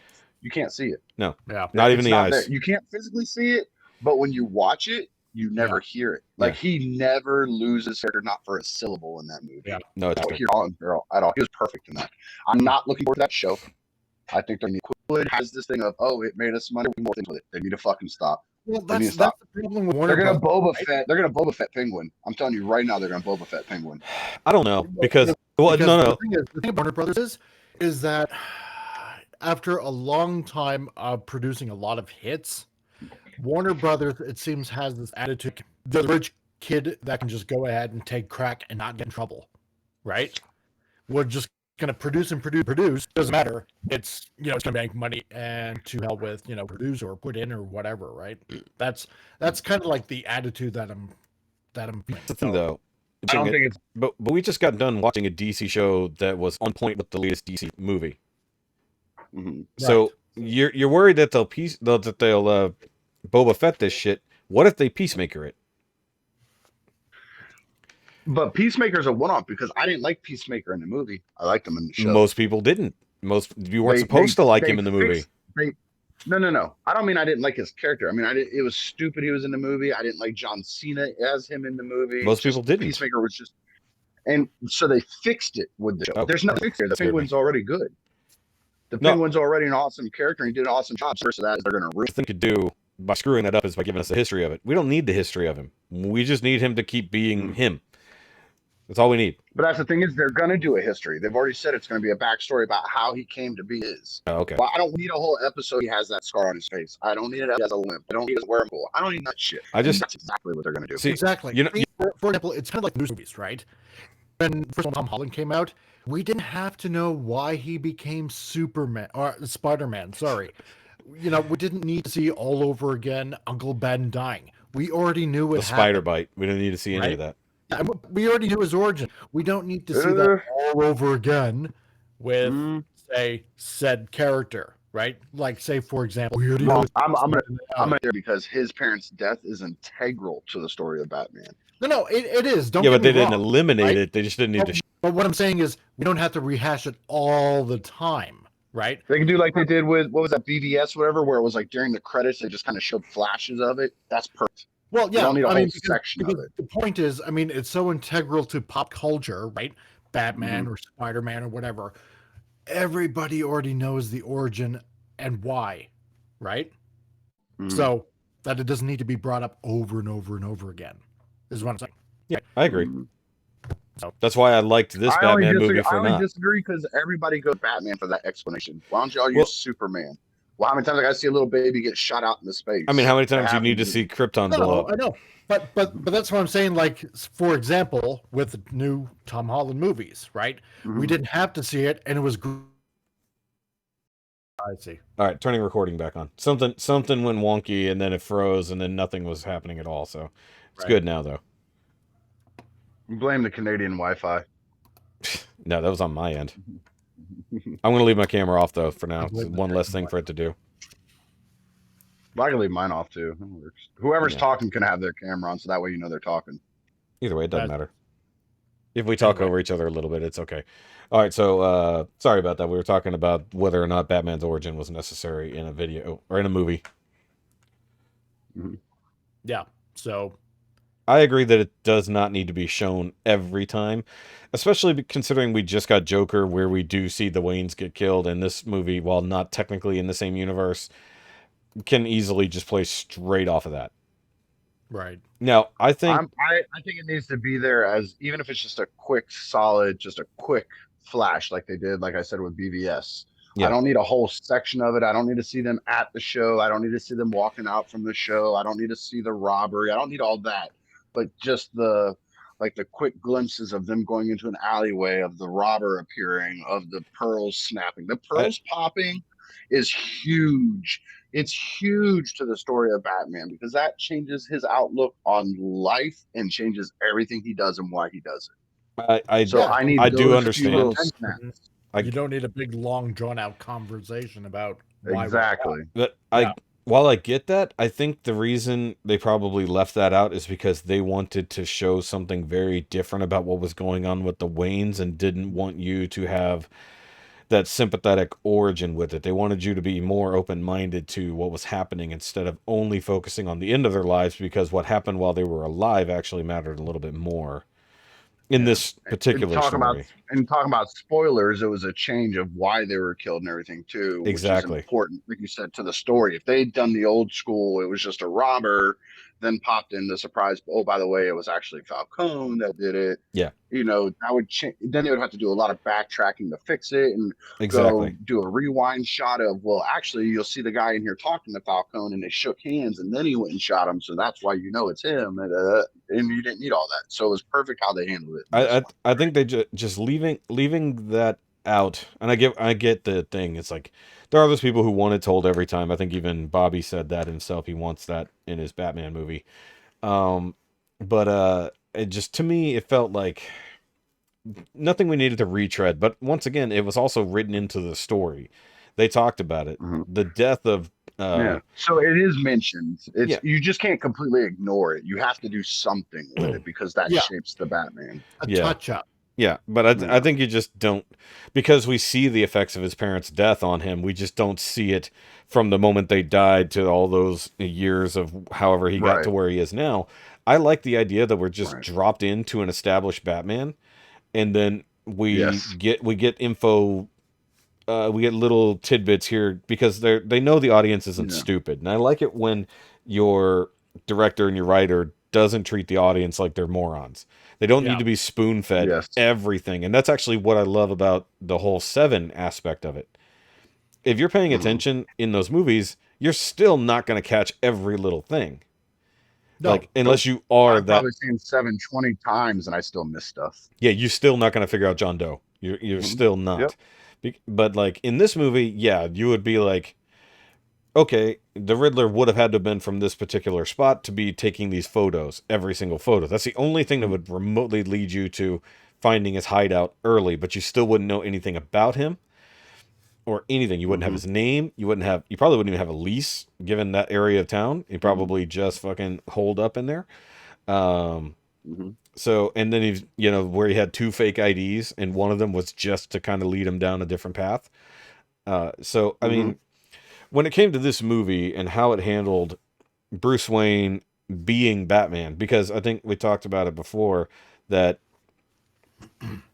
Batman is basically all throughout this movie, and Bruce Wayne is only in it a little, because even when he is Bruce Wayne, or he's not wearing the cowl, I should say, he's still Batman. He's still being analytical and trying to figure stuff out. He doesn't know how to turn it off, and that's one of the things that Alfred is trying to beat into him through this movie. Even though we barely get Alfred in this movie, I think it's good because we got so much Alfred in the Dark Knight trilogy. But I think they wasted Circus. They should, if they were going to do that to Alfred, they should have had somebody else play him. Or if you're going to have Circus, have him at least be able to beat somebody up on screen. Yeah, no. You know what? I thought it was a little bit out of place.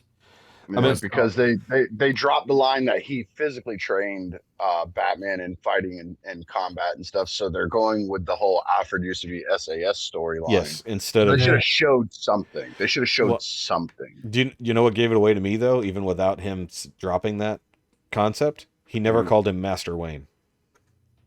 Nope. He never calls him Master Bruce. He never calls him Master Wayne, which means he's not his servant. No. So that was the difference in this movie. It's off-putting, because one's very prim and proper. That saw Alfred as basically surrogate dad that cares about Bruce a lot like a son, right? Yes.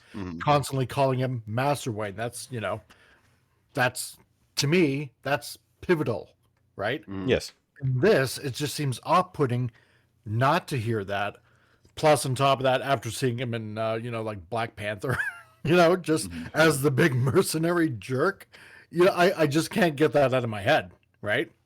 So that's not the part that got. That's not the part that got me. Is I just feel like because Andy Serkis, I think, is a good actor. Oh, he is.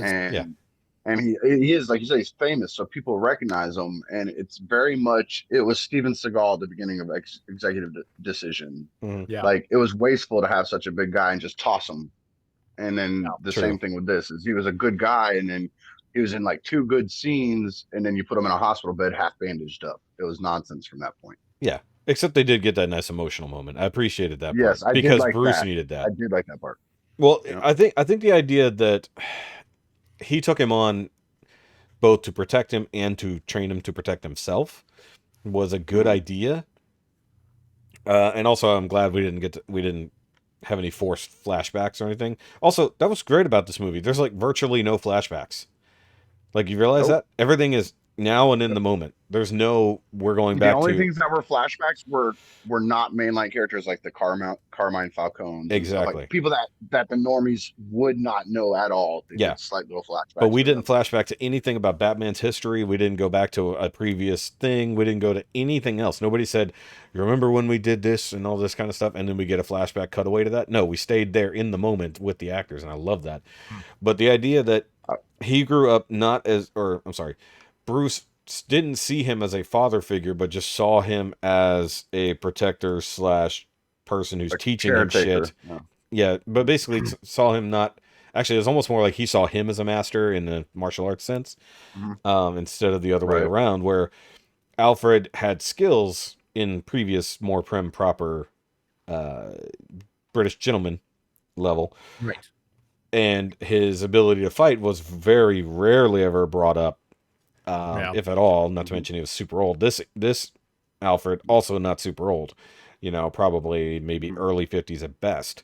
You're not talking about an Alfred who's like 65 at the beginning, But so You're not talking about 89. yeah, we're not talking about really old. I mean, even Michael Caine,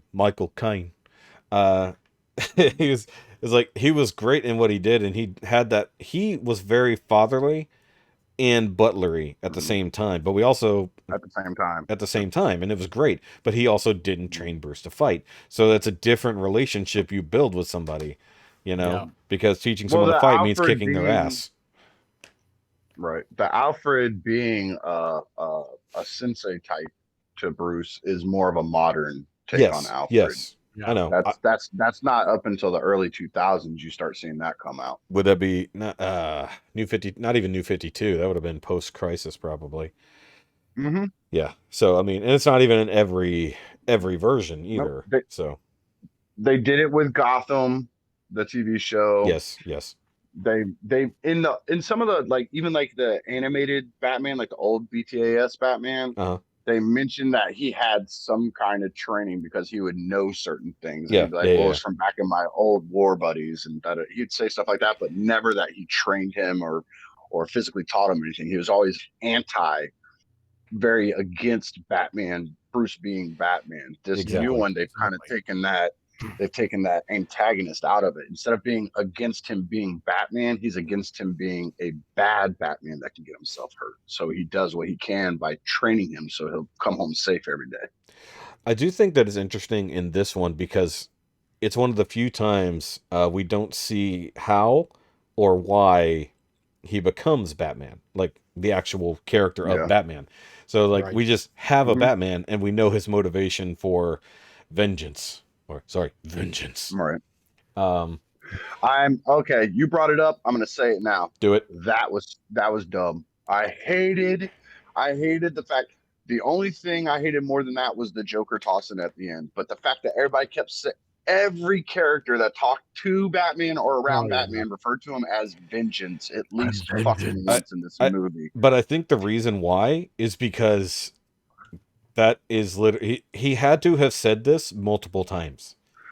It had to have been after a while it loses the scare tactic. Like when they show him in the commercial when he's beating that dude's ass and they're like, who is that guy? And he's like, I'm Vengeance. Yeah. It makes sense. Yeah. Catwoman standing around with Commissioner Gordon and Batman, and some cop says, who's that guy? And Catwoman goes, he's Vengeance. Get the fuck out of here. No, she kept referring to him as Vengeance along with the Penguin. But the thing is like but that was the point of this movie, is like he is just the vengeful hand of God. That's all he is. He comes out of the shadows and beats the fuck. But the point was. But that goes against the fact that the filmmakers weren't trying to hold our hands. We just referred earlier that we were giving them credit for the fact that they trusted us to know what's going on. Yeah. And then they baby fed us this vengeance shit the entire movie. But the reason I say that is because I think what they were trying to elicit was that Batman has said this enough to the criminal world in beating up thugs or whatnot that it has become a joke in the underground. Like, people are scared, yes, but he had never encountered the Penguin. He never met him before, and he called him Mr. But Vengeance. it can't be a joke though, No, because but the whole it's become a joke because the Penguin used but it mockingly. So did the Catwoman. Penguin would, because he's a snarky asshole. Yeah, The but then Penguin's so a is snarky asshole. Catwoman.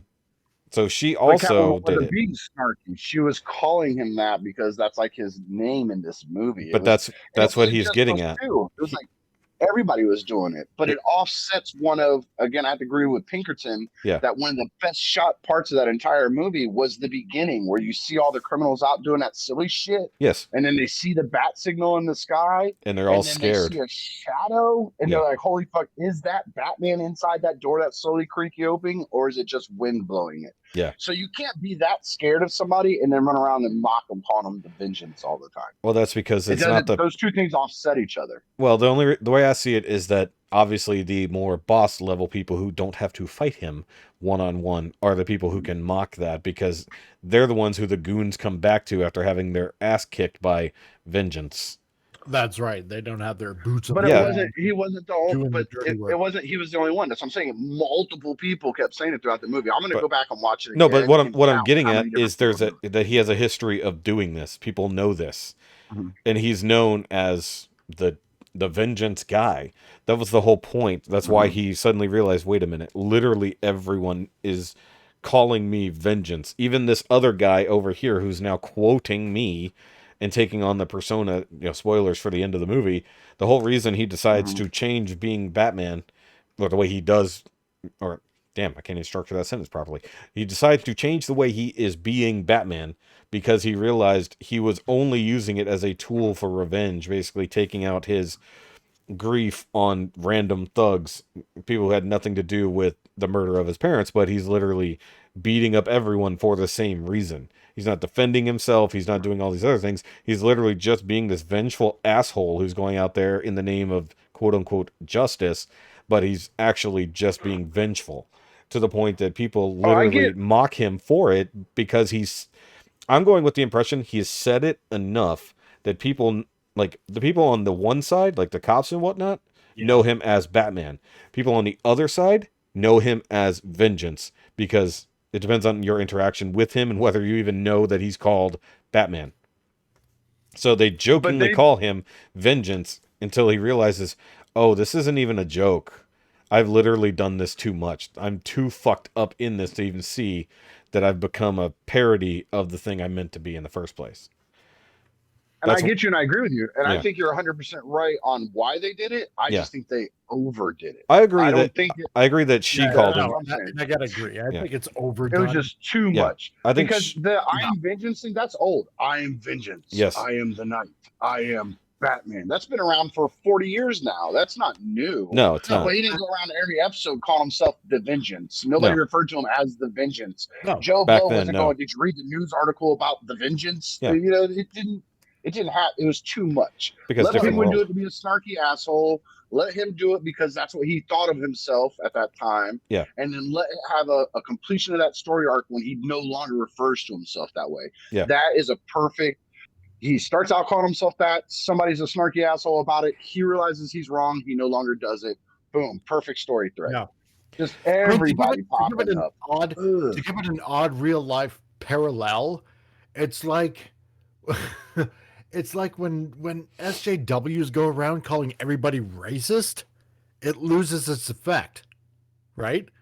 You can't keep on going, I am vengeance, and eventually it's just gonna wear itself out, and it just doesn't have any effect anymore. I don't know if that's technically a parallel, but you still made an okay point. A loose parallel. What you're saying is they're taking away the power of the word by constantly using it, even when it's not appropriate. Yes, that makes more sense. Yes. Okay. The idea that him going out there every night and beating up random thugs, whether it's for quote unquote justice, like he thinks the problem is at this point he is fucked up enough in the head that he thinks he's doing these things for justice. Yes. But he's not, and that's the problem. But Is he's so far into the forest. Yeah, he's so far into the vengeful forest. He doesn't understand that he lost the justice trees. That's the problem. Just the So streets. so he literally had to back off. But I like the idea that he decided to stop being the vengeful one and decided to instead be a symbol of hope, which actually is Superman. But Yeah. either way, I don't think in this universe Superman exists, at least yet, because there's no super anything at least referred to in this. And I'm glad that they kept this a super street level Gotham story. Like, this Yes. isn't about the Yes. world. This is about fucking Gotham over the course of a week, at least in this movie. And how I fucked thought it's that's been. now back to On Tracks again. That was part of my grade for is it wasn't a superhero movie. So that made it Right. crappy on that level, but I loved it because I've had enough superhero movies for a little while. As a nerd, that's a hard thing to say, but I want y'all to think about in the last 15 years, we've probably gotten 100 superhero type movies, At like least. actual legitimate ones, not like the Sharknado versions, but the real versions. Mhm. We've had at least 100 of them. Yeah, but Prior to just add up the animated. 2008, The Sharknado yeah, ones as prior, superheroes. prior to 2008, we had 10 superhero movies. I mean, it's too much. I'm oversaturated with it. I'm tired of them.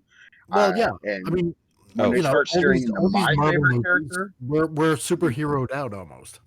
yeah, when they start steering into my character, I get a lot more defensive about it. As I long as MCU was doing it, I left it alone because I'm like, ah, they're cool. It's Marvel, whatever. yeah. But now they were trying to do it with Batman. I was like, nope, y'all need to fucking pull back some. Okay, so I mean, here's the thing: how many times can you make a dark, vengeful, gritty Batman movie? every right? time. I'm going to tell you after you see this movie, your answer is going to be the same as the one I'm about to give you. One time, they have only ever made one dark, gritty, vengeful Batman movie, and that's this fucking Batman movie. Every other Batman movie is sunshine and fucking rainbows compared to this movie. He's right. He's actually right about that. This is one of the darkest movies, period, I've ever seen, let alone a Batman. In a very literal sense, actually. Literal and tone wise, I mean, it is just. I can see that. I mean, every reiteration, I suppose you could say, of Batman is dark and gritty in their own way. Mhm. So, I mean, the next one will be hailed as the same thing in its own merit. I mean, they are doing sequels to this, so we'll see what happens. So I hope. No, he said they I are. They are. Matt Reeves confirmed. I heard Pattinson and Reeves were kind of like on the outs with each other for a little while, so I hope they do. Well, yeah, a lot of that came from the production, the early production side. Whatnot. Yeah, Mhm. but then again, And while we're talking about Pattinson for a second, sure. Before the next movie, that motherfucker needs to get a haircut. I don't want to see emo Batman. Oh, anymore. God. I'm tired of that shit. Well, And I think that's going to be the change though, because he's going to realize he also needs Bruce Wayne as much as he needs the Batman. Because here, like we talked about early on, too much fucking credit. no, Too much credit. They're just trying to give him a haircut. No, but I'm saying like he didn't care about his image at all, like in the very literal sense. I'm not talking about Pattinson because they would tell him cut your fucking hair. That's part of the character. You have to maintain your beard. You got to maintain your hair length. You got to do all this bullshit. So that's part of the character. And you got to remember in Batman Begins, Bale had his hair down all super shaggy and nasty and 5 o'clock shadow and all that shit. And then even in Dark Knight Rises, when he had given up for 5 years, he's growing out his beard, his fucking hair is disheveled and gross, until he decided to fucking clean up and be Bruce Wayne again. So this is a Bruce Wayne who's completely given up on the idea of Bruce Wayne being a thing, doesn't give a fuck about himself, doesn't give a fuck about his family, doesn't give a fuck about his name, his company. He only wants to go out there and beat up criminals and that's it. And be Batman. Yeah. And I get that, but that's not what he's doing. He's not doing the shaggy, I let my hair grow because I'm not getting a cut. He got it styled to look like emo fucking hair. No, I get that. But I'm saying because he didn't care about an image. Now, if he's going to care about being a Bruce Wayne for Gotham, then he's more than likely going to trim that bullshit up, and he should realize that it's a lot harder to get all that hair under that fucking cowl anyways. I mean, I know a lot of people hated it, but I actually liked the black circles around his eyes because it's the one time It's the one time they've actually took time to explain how the hell does Batman move his eyes around in there and we can't tell. Yeah, because the other Because ones, like, they've got it like glued the fuck to like their eyelids, and it's well, no, it wasn't even that because if you go back and watch Batman Returns, they have the close up of Keaton wearing the mask. Yeah. Yep. And then he goes to rip it off, and in that cut, when he rips it off, all of a sudden around his eyes is pure white again. They cleaned it up. Wiped away the grease paint. Exactly. Which is ridiculous. You'd have to have something like that on your face. We're not dumb. Show us that shit. Dude, Rikki, come on. And I like the fact that they left that on him and had him, like, when he'd have to take his cowl off, he still had that shit on his face. I like that. No, it makes sense. I feel like Arrow is directly responsible for this because that's what he did. I feel like he's directly responsible for us finally getting a Batman who blacks out his eyes. Arrow and Watchmen. Yes, Watchmen. and you're right. The show, because you saw her paint across her eyes, the Silent Sister or whatever they called her. Like, I actually never watched it, sadly. Oh, you have? I should. I should now that I have access. Now that I have access, I should. It's a good show. They did I heard it was really good. All right, so Batmobile was kind of boring. I thought Batmobile garbage. Not a fan. You're both I wrong. had this argument. No, wait for it. I had this argument with my neighbor. He said this was the best Batmobile ever. I said, well, first off, you're wrong because that's an animated Batmobile. That is one thing Bobby and I will never agree on because he hates that Batmobile. That one's my favorite. He's wrong. I'm right. We can still be friends later. But my neighbor then said, well, I meant live action Batmobiles. And I said, well, you're still wrong. Still wrong. I said, because it goes 89 Batmobile if you're talking live action. Yeah. Then it goes the Tumbler, because we had a whole conversation about whether the Tumbler was a Batmobile or not. It is. I said, well, technically it's a tank and it's a ravine jumping bridge builder, so it's not even a Batmobile. And he goes, well, it has four wheels and Batman drives it, so it's a Batmobile. I'm like, okay, fine. So it goes 89 Batmobile. Technically, it goes the Tumbler. It goes this Batmobile. I said, in that order. I said, this Batmobile would beat the Tumbler if they hadn't jumped what I consider jumping the shark. Because he tried to argue. He's like, well, remember, it's still when he's still new, so his car would be more of a basic car, like the old comic books, how he had that old Chrysler that he just drove around in. I'm like, okay, I agree with you. That's how it would work. If he didn't have it, okay, if he had a car from Fast and the Furious 1 and call it the Batmobile, I'd be okay with it, but they didn't. In this movie, they gave him a car from Fast and the Furious 9 that can fly in fucking outer space. They just bypassed regular cars to make this car. Actually, it's closer to like Fast 6. Yeah, whatever. The off-road Charger. Okay, yes, that one. If I were to rank Batmobiles, okay, I would go 89 Batmobile. Hold on, we're saying only. Hold on, clarify. Are we talking live action? I was wrong on mine too. Yeah, I was wrong on mine too. I said 89 Tumbler, 66 Batmobile, then this one. I forgot about 66. Okay. If I were to go Batmobiles in general, like live and animated, okay, I would go 89. Then I would go, what was it? 90 animated. Then I would go 66. Then I would go Tumbler, and then this one like dead last. I would put it dead last. I still put it over the Bat Nipples Batmobile. Yeah, you're leaving out the Schumacher Batmobiles. For Ricky's sake, I left that out. So no, you still got the neon. I know it exists. You still got the neon Batmobile. You got the Batman Forever Batmobile, and then you got the open top coupe version that they had for Batman and Robin, and that thing was stupid as shit. Yeah, I don't know what movie you're talking about. Yeah, exactly. If I had to put 5, right, or 4 or 5 to pick from, right, out of all of them, like everyone, right. That's what I would do. Well, that gets even more convoluted because I'm going to stick with BTAS's first. But then you got to add in, you had... So you're doing a Mount Rushmore of Batmobiles? Is that what you're doing? Then you have exactly. Then you have Arkham Knight's Batmobile, which was awesome. I don't care what anybody says. Then you have the old Super Friends Batmobile. You have the 70s Denny O'Neil Batmobile. You start adding in too many when you cross. I mean, if you go just comics, there's way too many fucking Batmobiles. Yes, that's what I'm saying. You have to say just live action. And Rikki, I'm going to argue with you just a little. Go ahead. When it comes to specific ones, I'm going to vent my own about the current Batmobile. Go for it. Because they were essentially all represented in the Batman White Knight comics. I'm going to go with the Batman White Knight Batmobile because it's very similar to the animated ones. Yes. With a hair of a couple But other designs in there. And I feel that's a pretty badass one. And also the fact that all of those other Batmobiles existed in that universe. Which is why I love that comic series. It treats it like Lego Batman, but more badass. I totally forgot about Super Friends Batman. Yeah. Okay, so yeah, I won't take that from you, even though you're wrong, because it's still the animated series first. But that is a great try to knock the king off its throne, though. But I also hold on. But did you ever watch the cartoon series The Batman? Yep. Okay, what did you think about the one where he had the Batwave and all that? Yeah. So I actually like that Batmobile too. What about the second Batmobile? The upgrade Batmobile? The one where it had 2 seats in it and stuff? Yeah. Because the first one was more like a sports car. The second one was the long, sleek sci-fi. Sleek one. Yeah, no, I like the first one. Okay. And we're also forgetting the Batman Beyond Hovermobile, which is actually a really cool Batmobile too. Yeah, it's a cool one in and of itself. Now, nobody was forgetting that. It's just a gigantic list to go off of. Okay, so can I talk about why I like this fucking Batmobile? Since both of you got to talk about why you fucking hate it. Well, actually, I only said one thing about why I hate it, but you go ahead. Yeah. Either way, I like this one in the fact that, one, it's fairly close to a Dodge Charger. It's kind of nondescript muscle car.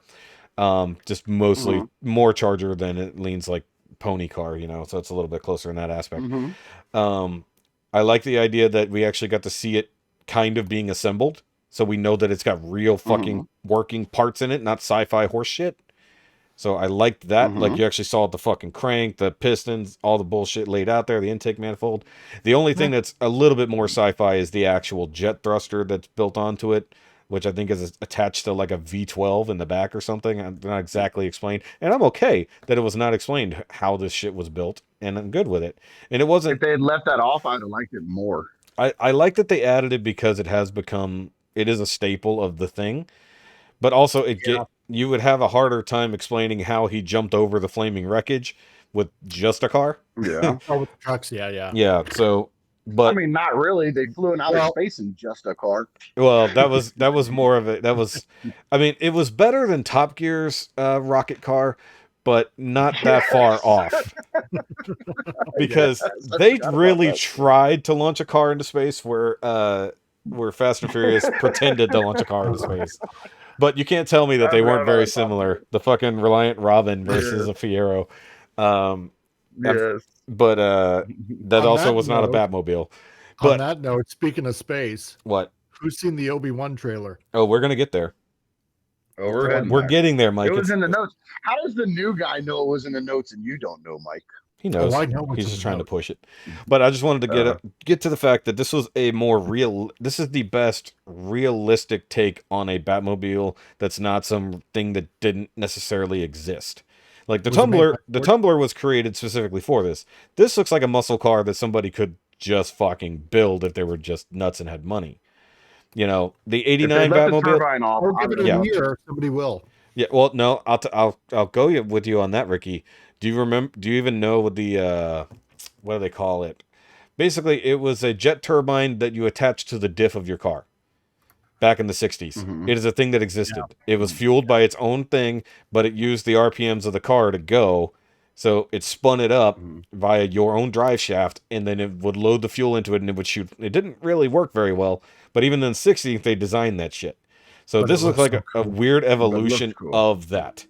But I liked that it had 2 separate engines. It had a drive motor for tires, and then it had a big fuck off thruster on the back. Like Mythbusters probably would have come up with this horse shit. Like I would have loved Adam Savage sitting off to the side. No, you gotta do this, and then Jamie comes in to argue with him. It's like, so they're figuring out how to fucking make the Batmobile work proper. And they're like, look, we tried the jet car thing. This is a better plan. Do it. Oh, it's got to come from the back. You thought about the roof, didn't you? No, you got to come out of the back. That's the only way to balance the thrust properly. We tried this. But anyway, to me, like everything else outside of his like super tech, like the recording lenses that basically were stolen straight out of Agents of S.H.I.E.L.D. and Alias and other things like that. Almost everything else he had was like real tech, but barely advanced. Right. So it is like a Well, guy who, technically, even the lenses aren't that far off because now they already have glasses that are starting to do stuff like that. So it's not true. going to be I mean, much it's not, more for it's them to get to. exactly. And like, but it's just not too far out there. Like, that's the one thing I liked. Yeah. Most of his stuff wasn't too far out.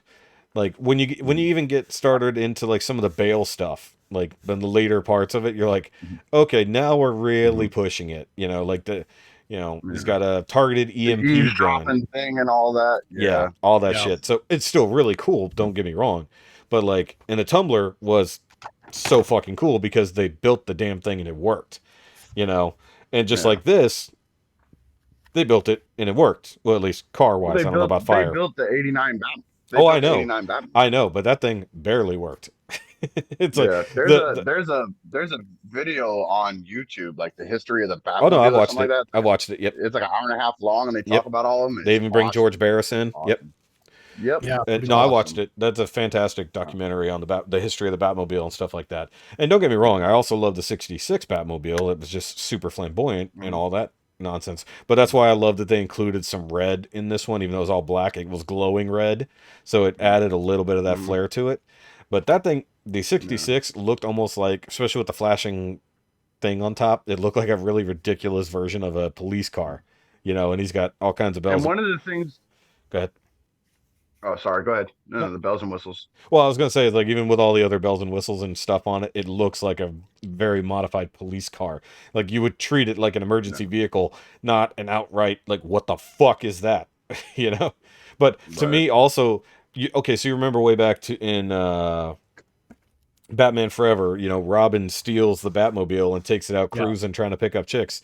You could see someone probably properly. My love machine. Yeah, my love machine, baby.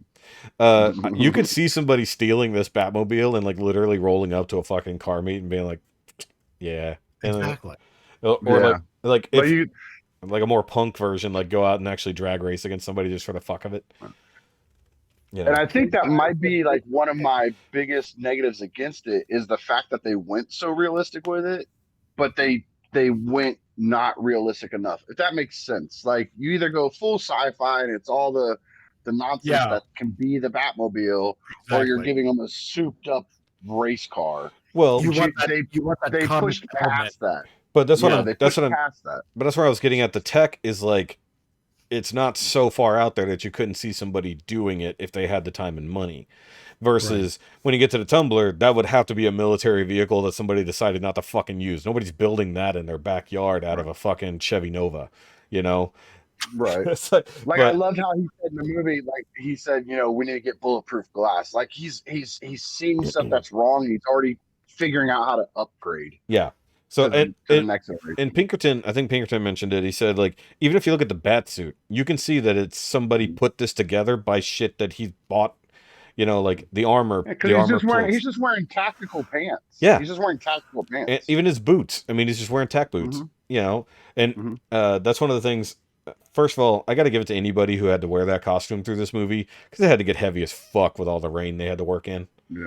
Yeah. I feel so bad for everybody. And one thing I found interesting about this movie, they actually, even though they had a Catwoman on screen and they did put her in some skimpy clothes, they didn't actually over sexualize her, in my opinion.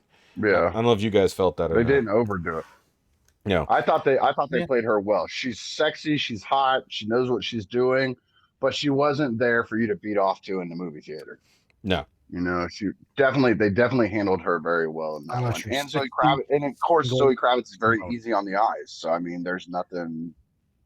They did perfect casting with that.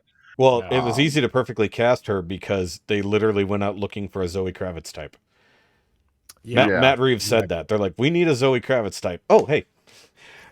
There's a Zoe Kravitz. There's a Zoe Kravitz. Speaking of which, and Zoe Kravitz auditioning for things. Let's like that little segue I threw you there, right? I was trying to segue there in the first place, but thank you for also playing along. Let's just talk about the controversy that's come up about her in the last week or so. Whereas basically she's, and depending on where you read this source, at some point she kind of less than alluded to potential racial discrimination on her not getting a part in the previous Batman trilogy. Oh, of course. But since then, she's come out to That's the very clarify. important part. Yeah. Yes. Yeah. Is she didn't get a part. Everybody's trying to say she didn't get Catwoman because they gave it to Anne Hathaway. And that's not what she said. And now she said she was going for a small part in the movie. I think that she played. Didn't she? She had a younger, like, blonde girl with her, right? In that movie, I think that was the part that she was potentially going for. If I had to guess, because she would have been much younger. You're talking like what, 10 years ago? 10 years ago. She would have been about, well, let's see. At the age of casting at the time, she would have been about 22, 23. For this movie. And then when the movie came out, which was 2012, she would have been about 24.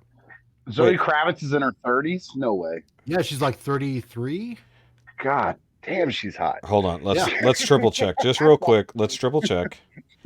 I just want to see. When the movie came out, she would have been I thought she was only in her 20s still. I actually thought she was like in her mid-20s. Give me a second. I will tell you. She's in her She's 30s. 33. She's exactly 33. Okay, so 10 years ago, she would have been 22, 23 years. So and the other thing is, okay, so she claimed that they weren't, or the one way it was put was, we're not looking for somebody urban, or we're not going. You're too urban for this part. We're going too urban for this part. Just depending on how it was put. Top that, when you think about it, pairing up with Christian Bale, okay, who is, let's see, how old would he have been around that time? I don't think that part. I don't think that part is the part that. No. I don't think that has anything to do with it. No. I know, but when you're thinking about casting, right, you want obviously. Aside from Christian Bale's a good-looking dude, and Zoe Kravitz is a good-looking chick. That's easy casting. She is. Yes, don't get me wrong. But they would not have been. The thing is, you want a similarity in age, right? But he's not. But she wouldn't have been Catwoman. That's the thing. Young, right? But she wasn't going to be Catwoman. No, she said I was passed over I was trying out for a small part, and they said I was too urban for it. Yeah, and people took that on Instagram and said, "Oh, they didn't want a black woman as Catwoman." That's not what she said at all. That's how they took it. And then they're like, "Oh, Anne Hathaway's horrible for taking this from a black woman," and blah blah blah blah. None of that's true. None of that's accurate. It wasn't accurate. If I was to take a shot in the dark, I would say she was probably trying out for like one of Bruce Wayne's girlfriends or something, like one of his, when he has to go around and act like a douchebag. But I don't think he did. He didn't for that because he needed like prissy, high class looking women. I think that's what they were trying to say. Well, but they shouldn't have said that. I'm not agreeing with that. They shouldn't have said it how they said it. But people are taking it to the nth degree is the problem. I think the thing is, like, people started attacking Anne Hathaway about it because they misunderstood that it was a Catwoman thing, which it was not, but obvious correlation here. But also the fact that she made a point, at least in one of the later interviews, it's like odds are it wasn't, because she didn't even get to try out for the part. Like, that's the thing. She never auditioned. She never got anything like that. And the odds are it was just a casting person. It had nothing to do with... Or their secretary. Yeah. Anybody. It could have been anybody. Yeah. But the point is, when they go out looking for people to play parts, they have in mind a type, period. Like, exactly. And now every now and then, you'll catch lightning in a bottle, and reading one of these articles that'll be linked down below, they talk about how even in a different show or movie, she tried out for a part that was supposed to go to, or was looking for, I should say, a younger white girl, and instead it went to her, and she fit the part fine, and it worked. Because sometimes it doesn't matter, but there are times when it specifically matters. Like, say we need a daughter of a white guy. Generally speaking, you want somebody who looks very similar to said actor. And even if she was playing... That's the way it works. Yeah, and I mean, like, for her to come out and say that, or at least for it to be misconstrued that way, and I think at some point she probably did run her mouth, and it was, because they were taking her words directly from that particular article. And by the way, I looked it up. Christian Bale was in his 30s back then. Yeah. So he would have been, he wasn't old enough for old Bruce, but he would have been in his 30s. But too young to be... Technically, she would have been a little young for him to be trying to date someone in that movie. Especially, we're talking about The Dark Knight Rises, the last one. So, He didn't need any romantic interest. I don't even think he came out doing any Playboy shit at all. He was mostly old, fucked up Bruce, and then kind of came out when he decided to be Batman again, but he wasn't doing a lot too much at that point, except for even whenever they took the company from him. When Bane did that, I think that's the only real other interaction he had. Now, she could have been one of the girls who were also a waitress at the beginning. We don't even know what the part was, but the point is, either she did say that specifically, and then it's been really thrown out of whack, and then she came out and clarified, and we're making sure to say she did come out and clarify that she did not mean it this particular way, and in the fact Chris Nolan was not involved. Nobody specifically said, nope, you're too black for this role, technically speaking.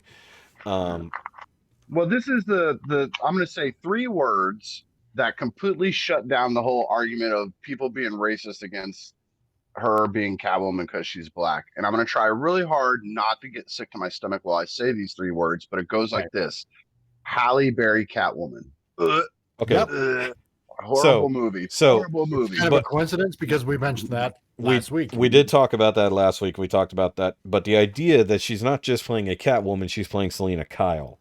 And there's very, very few, at least one that I only know offhand, was from Batman Year One comic, which is basically where this version of Catwoman / Selena Kyle came from. And then her backstory being Falcone's daughter came from a different comic, or a couple different variations thereof. Now, the thing is, there's nothing really inherently wrong with it.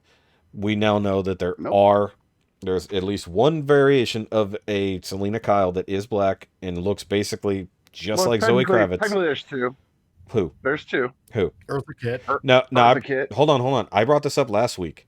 Yeah. I don't know if she was actually Selena Kyle or that was just Catwoman character. I don't even know if Selena Kyle was named Catwoman at that. But that's what I was getting at, because in the original comics, she wasn't Catwoman. She was Selena Kyle, the cat burglar in the old original Batman stuff. Yes. And then they had a Catwoman who was a whole separate character. Yes. And then way later in the comics, they blended the 2 and made Selena Kyle the Catwoman. Yes. So that's what I said. So that might have been post Eartha Kitt, but it's still the same character. Yeah. Well, that's where I played it at. That's where we talked about it last week, where people got a little mad at us slightly, or me specifically, I guess.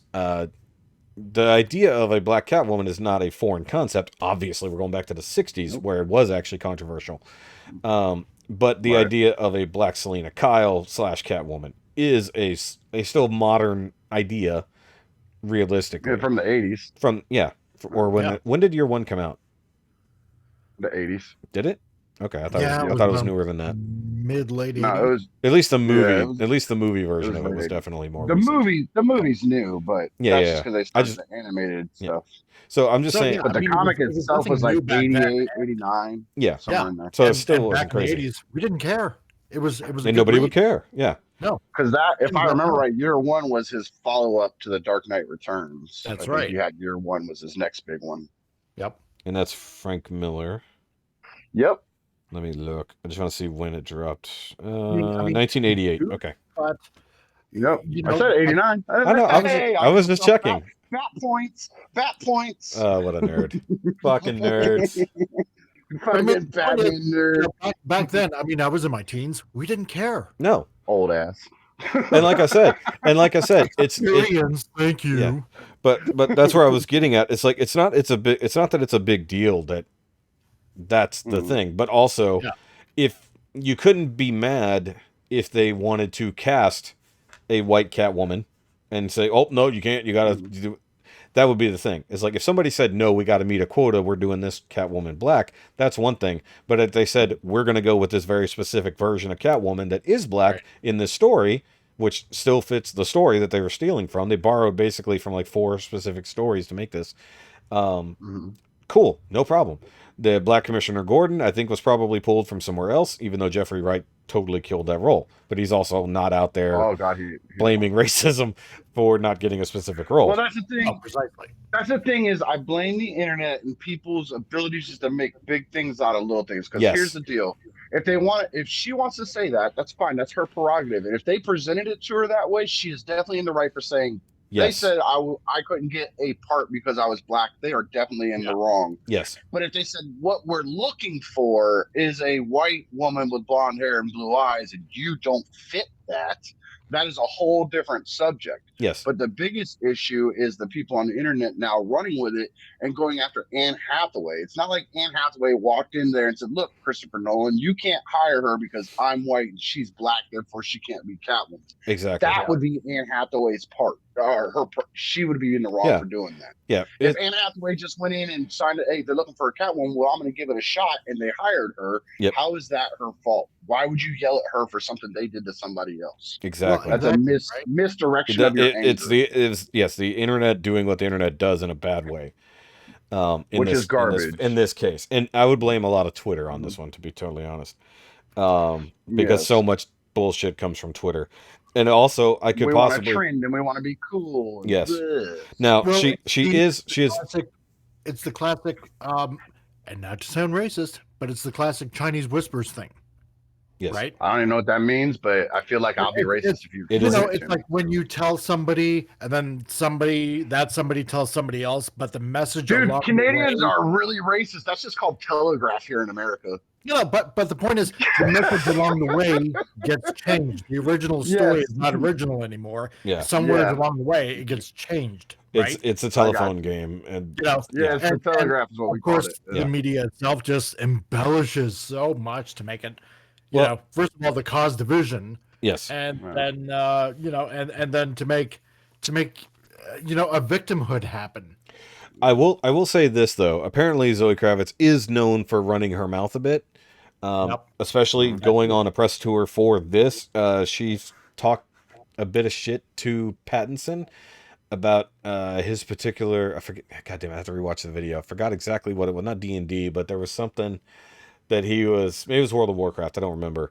But like they asked him a specific question about this particular nerddom that he subscribes to, this particular thing he's a huge fan of, and she started talking shit mid-interview about that and it being nerdy and all this other kind of shit.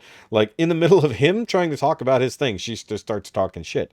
Now, but that doesn't negate and it doesn't take away, because Mike threw out a phrase there, the victimization of the victimhood of what happened there. If they said it that way to her, then she is a victim and they were wrong for how they said it. I agree with that.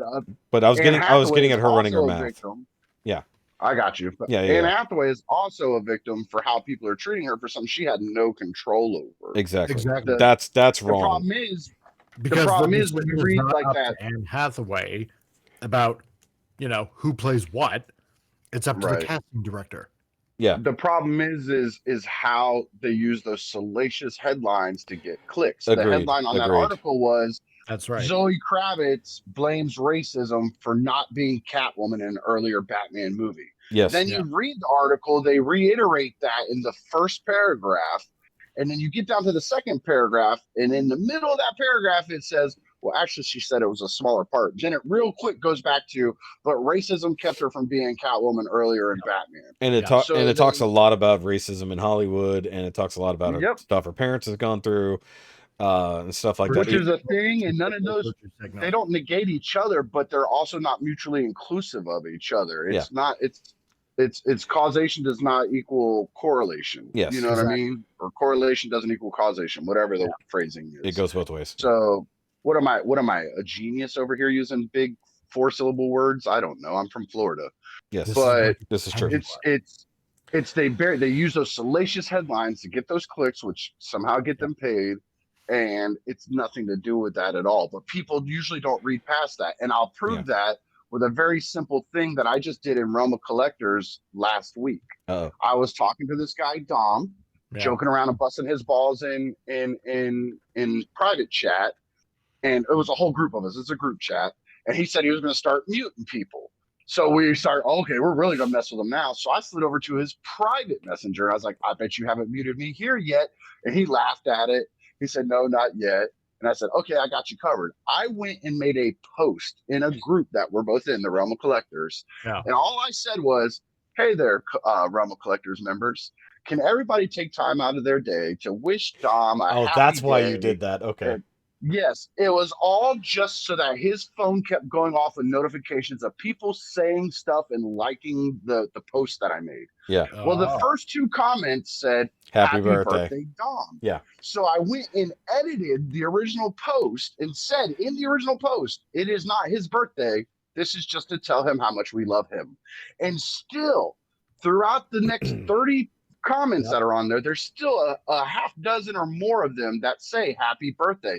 Hope your hatch day was well. Hope your birthday was well. Happy, Even though it your was not expulsion about day. his birthday. Yeah. So they did not even read the body. All they said saw me was wish Dom a happy day. Stopped reading, started typing. So wait, and the same thing refers right back to this article. Yeah. They read the title. Exactly. They put it in the headline and the byline. Not be Catwoman because she was black. Yeah. And then boom, people are like, oh my God, let me switch over to my Twitter. Did you know they wouldn't let her be Catwoman because she's black? And next, 50 million people have retweeted it and retold that story. And let me tell you what, that's not what the rest of the articles say. Yeah. Exactly. Well, actually, the whole Catwoman issue of it isn't even part of it. In fact, part of the article says we got to clarify that she wasn't trying out for Catwoman, but it never says Catwoman. Yeah, but they buried that. That's not at the beginning. But no, because halfway down the damn thing. Yeah, but what I'm saying is the actual title of the article doesn't. It just says being cast in an earlier Batman movie. It actually never says anything about Catwoman. People put that together in their head. Yep. Because she played Catwoman. Yeah. So they never get just like the whole. No, okay. And then they make up the story in their own head. Oh my God, it must be because of blah blah blah blah blah. Yeah. Right. And then it becomes like a self-fulfilling prophecy of a Mandela effect. A Twitter storm happening. Yes. Well, the funny part is it ends up. Well, it's almost a Streisand effect with Mandela effect. They make it. They retroactively make it true because the fit was thrown about it. Now the only thing is, is if she does ever try to play the victim like that, then it's a problem. If she never did and she just talked about it, she said. Yeah. We didn't see her saying these things, so we don't know. We're seeing words on a page that somebody else is quoting, which could always be twisted.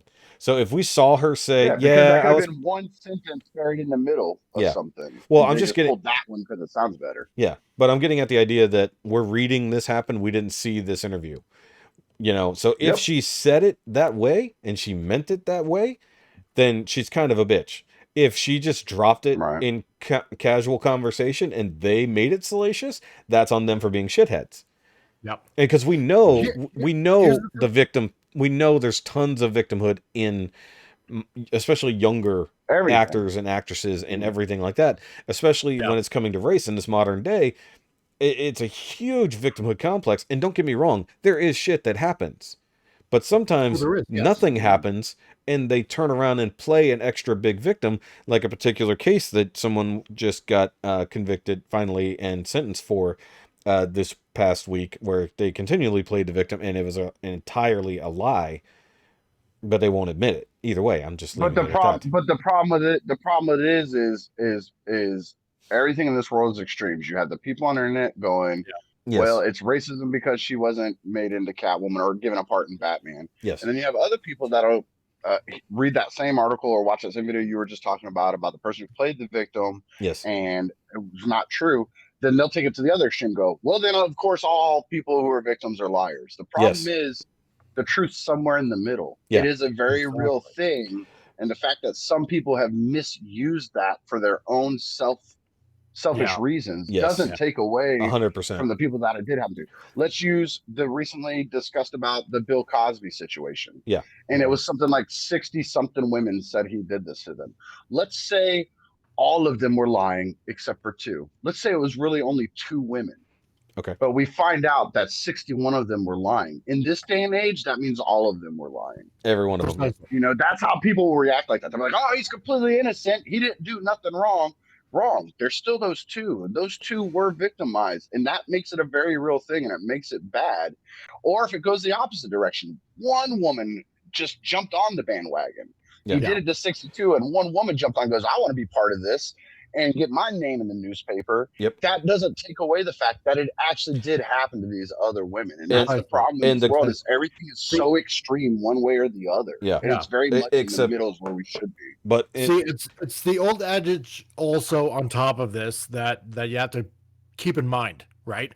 Like the old adage of selling newspapers Dog bites man. Well, that's not news. But man bites dog.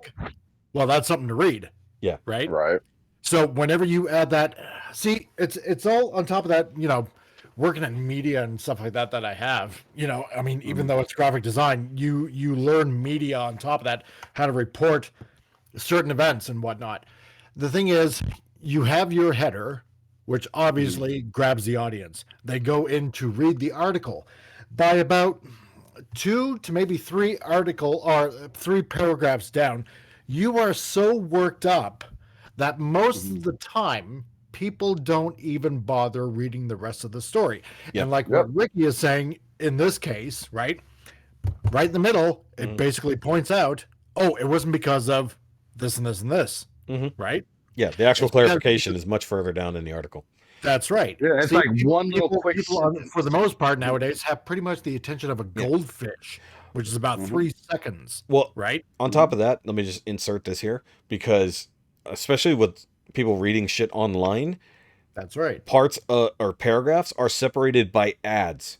So you think you're at the bottom and you're not. Nobody wants to read an ad or look at an ad. No, well, the thing is, like, I was even earlier when I was rereading the article, I was scrolling. I'm like, okay, cool. And then I'm at the bottom, and then I scrolled. I was like, oh shit, there's still 2 more paragraphs.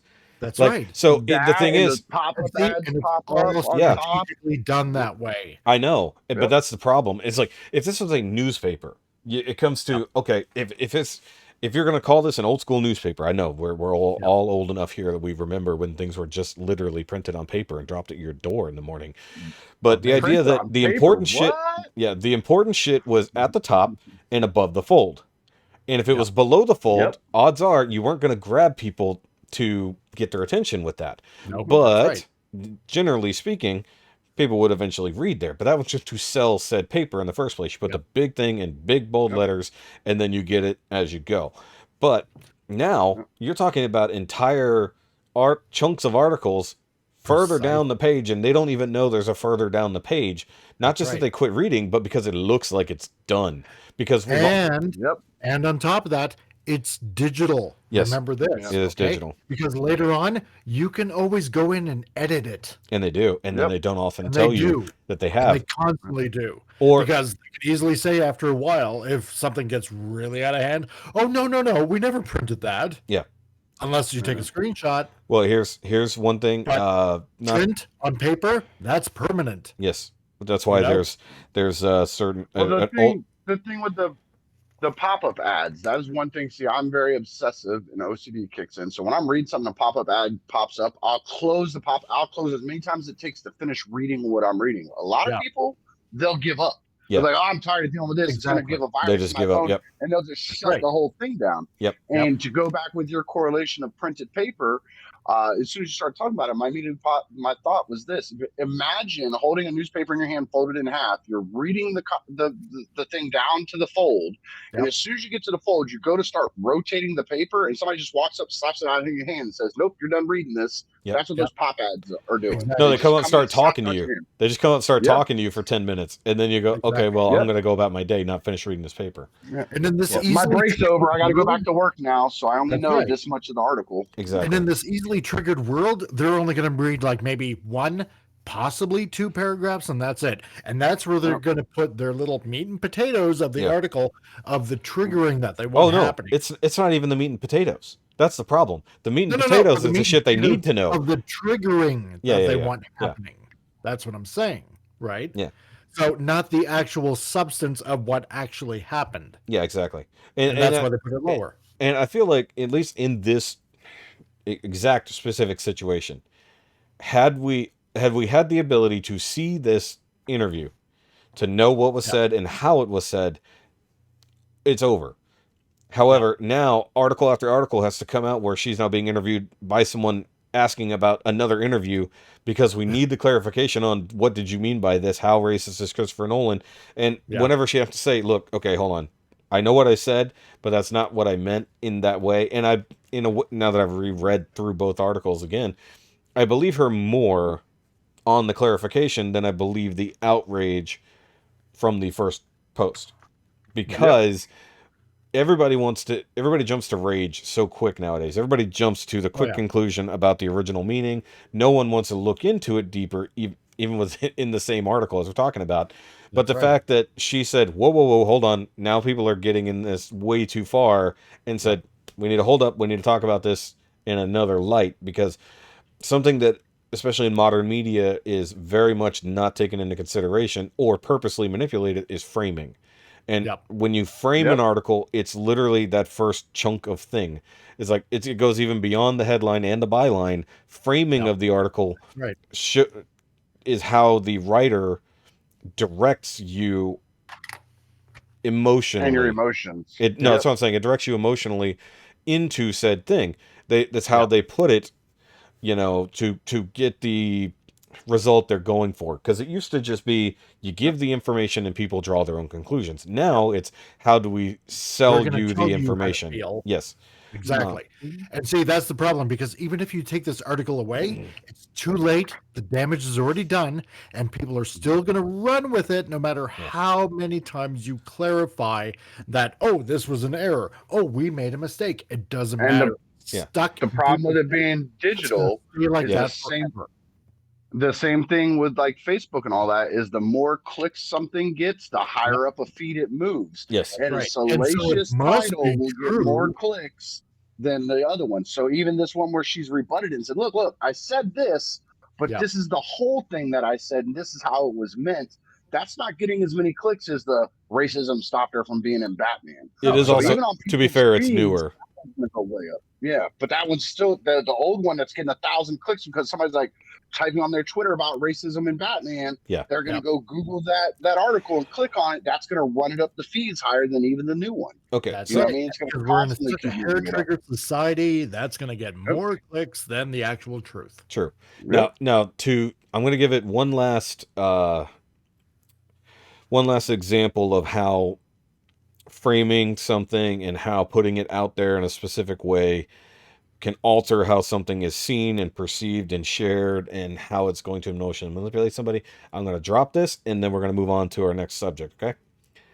I'm going to sounds good because I think we had a couple things to talk about. We do. We just got plenty to talk about, but I knew everything ahead of this was going to be big. That's why we didn't start very long or into a very long thing at the beginning. Rikki, you come from a state that is very controversial generally in the news.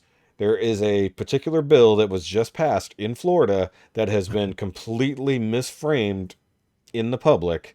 Yeah. Totally given a false name and a false narrative behind that bill. And it has people to the point that they are protesting. They're getting corporations involved. They're doing all this nonsense to the point that this particular bill, while it has nothing to do with generally how people have framed it, it's to the point that people this week were angry at the CEO of Disney for not coming out and speaking about it because Florida. And it's fucking absurd. I'm gonna let you know a secret. I swear on my kids, I don't know what the fuck you're talking about. I don't pay attention to stuff like that, dude. And that's fine. I have no idea. And that's good because as a normal person, you shouldn't care. It should just be a thing. I'm gonna be like, people were posting stuff on Facebook, like memes about the war with Ukraine and this is how the president's supposed to act and all that stuff. I literally went into my wife and I asked her, I was like, is there some shit happening over in Ukraine that I don't know about? That's pretty bad. I swear to you, this is the honest God truth. I don't pay attention to that shit because at the end of the day, no matter what, Republican, Democrats, the communists, all that shit, none of that shit matters to me because I'm going to go to bed tonight. I'm going to get up tomorrow. I'm going to have to go to fucking work. I'm still going to be a father. I'm still going to be collecting my toys. I'm still going to be talking to my friends. None of that means anything to me till it directly affects my world. Yeah. And so I don't pay attention to any of that shit. I say fuck Disney for a whole nother reason. I don't even know what these people are talking about. Yeah. But fuck Disney. And that's just because I live too close to them. I completely get you on that one. The only and I don't want to dig into politics on this because we shouldn't, because we just want to keep it in the vein that we normally do. But it'd be just you and Mike talking if you do, because I don't get involved. No, it's fine. That's why I didn't want to go. That's why I didn't even say what it was. However, it may or may not come to your door in a very literal sense because it does directly affect kids in schools.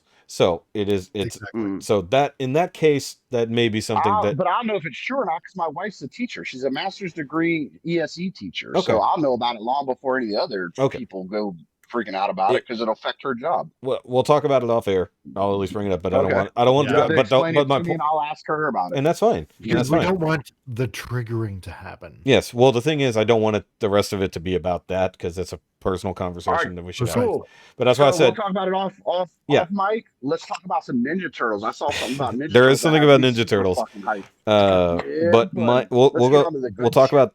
Hold on, we're gonna go slightly in order because Mike tried to bring it up earlier. Because going into Oh, yeah. Disney, we did get the drop of the new Obi-Wan Kenobi Obi-Wan. trailer. What do we think? I have hopes for this. Okay. I do. And I'm kind of awfully glad that we're not going to be seeing Obi-Wan just purely stuck on Tatooine. Yes. And, he's basically going to be, I don't want to say planet jumping, but, for now, it seems like a specific planet that he's going to. One or two. Yeah. I'm gonna say you're bringing your bias into it because they never really actually show Obi-Wan anywhere but Tatooine. No. They show other people on other planets. They do not show Obi-Wan on other planets. I He'll think be on other planets. watching one of these. Well, I was Think watching a about it trailer. again. I was watching a trailer breakdown, and it very much looks like one of the guys who's having a gunfight on a rooftop is dressed exactly like Obi. So I mean, Yeah. so You mean like every other Jedi ever, like long robes and beige? That's every Jedi. Yes. That don't mean nothing. but not Because he all of. also looked younger and skinnier and in shape too when he started jumping from rooftops. That almost like a 60-year-old Obi-Wan Kenobi to me. Maybe. Well, I think you're getting some Moon Knight in your Obi-Wan. Yep. But also It's all the Moon Knight trailer did it's also. it's all Disney. Well, It's the all new Disney. the new Moon Knight trailer dropped too, which was or the extended. Well, we'll get to that in a minute, but let's let Mike stay on his Obi-Wan. I was just saying I disagree because I've heard a lot of people saying that, and I'm like, everything where they showed Obi-Wan Kenobi very clearly, there was lots of dirt, lots of rocks, and I'm sick and fucking tired of a Tatooine. I'm just gonna put that out there. And I totally agree. Yeah, I mean, after a few stints of The Mandalorian and Book of Boba Fett, I'm kind of tired of seeing sand. Or even the new trilogy. Yeah, I'm not even going to the beach this summer because of fucking The Mandalorian and fucking Sand. Boba Fett. It's just the sand. But no, It's into everything. I got high hopes. We're gonna be seeing Inquisitors. Yeah. They look like trash. They look like trash. I'm calling it now. They look like trash. They they do. I mean, personally, I think they look fine because I've got no invested interest in how they looked before. But they don't look like the characters they're supposed to look like is the problem. Well, yeah. I didn't quite like the idea of Inquisitors being brought into into the whole thing. Only And because the first time they saber helicopter, I'm all the way the fuck out. I don't think they're wanna going to do it. I don't think they're going to do Oh, they it. will. But they made sure they showed you they had those lightsabers in the commercial. right. But I mean, for the simple fact that Darth Vader, when Anakin obviously becomes Darth Vader, but he was the one that basically went out and hunted down the rest of the Jedi, right? And that was kind of bothered me a bit about these Inquisitors. But then again, I also think that because the galaxy is such a large place, right? Why not basically have your own proverbial Spanish Inquisition and go out and Did somebody have say people the go out Spanish Inquisition? and look for No, nobody the did. quote unquote heretic Jedi that go Right. against the New Order, so to speak, and not the last trilogy New Order, proverbial New Order, which would be the Empire. But I can see it Inquisitors- from that I'm vein as fine well, with the right? Inquisitors as a concept. That's not my issue. He Not cares at about all. how they look. No. But I mean, I want to see more Vader than Inquisitor. So, and I'm hoping that it's not going to be a whole whack of Inquisitors all over the place, right? Well, it will be, but we're going to get Vader in this anyways. So That's They're- confirmed. yeah, we get Vader. You're not going to get much of Vader, and I think it's going to be a lot more flashbacks than people think. I think. yeah, possibly. Well, I I assume. mean, I'm having high hopes that this is actually going to be really good, and shows a little bit of the Obi-Wan that I want to see, which is him, being very beaten and downtrodden and, almost on the point of feeling hopeless because every Jedi that he essentially knows is gone, with the I think you're exception going to of see Yoda. that, and I think the story arc's going to be that him watching Luke as a young child is going to be what rekindles that hope. So I Yeah, see that I being think so what they're too. going to run with him. Yeah. Yeah. But I also But believe, like, it's been long rumored, and even in the fandom, or even in universe, that they had a second battle. So like, Yes. so a battle that happened post Mustafar, but before A New Hope. So in theory, we might get that to some degree. Like, but obviously I'm this, hoping so because he is around the right age for that to happen yeah. now. But there's Yeah. also I'm betting a lot of cat and mouse. I think they're gonna hit like, oh my god, they're gonna show Vader around the corner. They're gonna show Obi-Wan go up to the corner. They're gonna cut the credits, and then the next episode he's gonna decide to go the other way. Like it's gonna be a bunch of stupid shit like that. I don't know. I think with given how some, or at least with Mandalorian and Boba Fett have gone and they've been fairly questionable, especially Boba Fett. I think with this one, I think they're gonna sink a lot more into this one, Yeah. far more canon stuff than because they could play with Boba Fett because that shit there was nothing there. They had nothing to really work with. There's nothing. Yeah. There's nothing in Star Wars. Remember, they got rid of everything. That's kind of the whole Well, point I to it know, when they but I'm saying, they got like, rid of we've seen stuff before this moment and stuff after this moment that ties a lot of stuff together that is still canon. So they can at least play with things they have here. With Boba Fett, there's fuck all. That was literally just a sandbox. Ha. But Yeah. and Mandalorian is brand new. So I mean there's nothing there at all. They're just finding a way to insert a new character into old canon, and I'm fine with that because they're still making it work. They're still playing around with it. But this is, and I brought this up with somebody else I was talking with, and I said, this is Obi-Wan. You don't fuck around with this. It's like, No, you cannot. And so I feel like, especially considering this director is actually pretty good, I don't feel them fucking around too much with this because he's too much of a main character, especially like now. Like, This is He's very This is spotlight. Darth Vader. You don't fuck around with Darth Vader. I refer you to episodes 1, 2, and 3. yes, but that's different. That wasn't fucking around with Darth Vader. That was fucking around with Anakin Skywalker. A little bit of room with this, He's fucking around with a story that didn't exist. but you're still in that box. You can't go outside the box with this. This one does not leave a lot of room for the box. Yes, you No, it are doesn't. literally, it's very tight storytelling. Like, Yeah. the thing is, they have to make But something. that can be very good in a way. Well, hold on. The problem with this one, it's kind of the problem with like some of the Rogue One. Like from Rogue One, we knew everyone's gonna die, and because we know where we have to go from here, and we know that now that this is a prequel situation, we know that he can't die. We know that, so there's no pressure on this. So the rest of the story, the things that happen to him, there's no consequence that happens directly to Obi-Wan, except for his goals of keeping Luke protected and keeping himself hidden. Now we know he can't keep himself hidden, but we know that he does manage to keep Luke protected, even up to the point of killing Maul in Rebels, right? Exactly. So the thing is, we know that Obi-Wan has to go from here to what happens in Rebels to A New Hope, and some shit has to happen, and we still have the Inquisitors out there because they're not all dead. I mean, even the Grand Inquisitor is not dead until Rebels.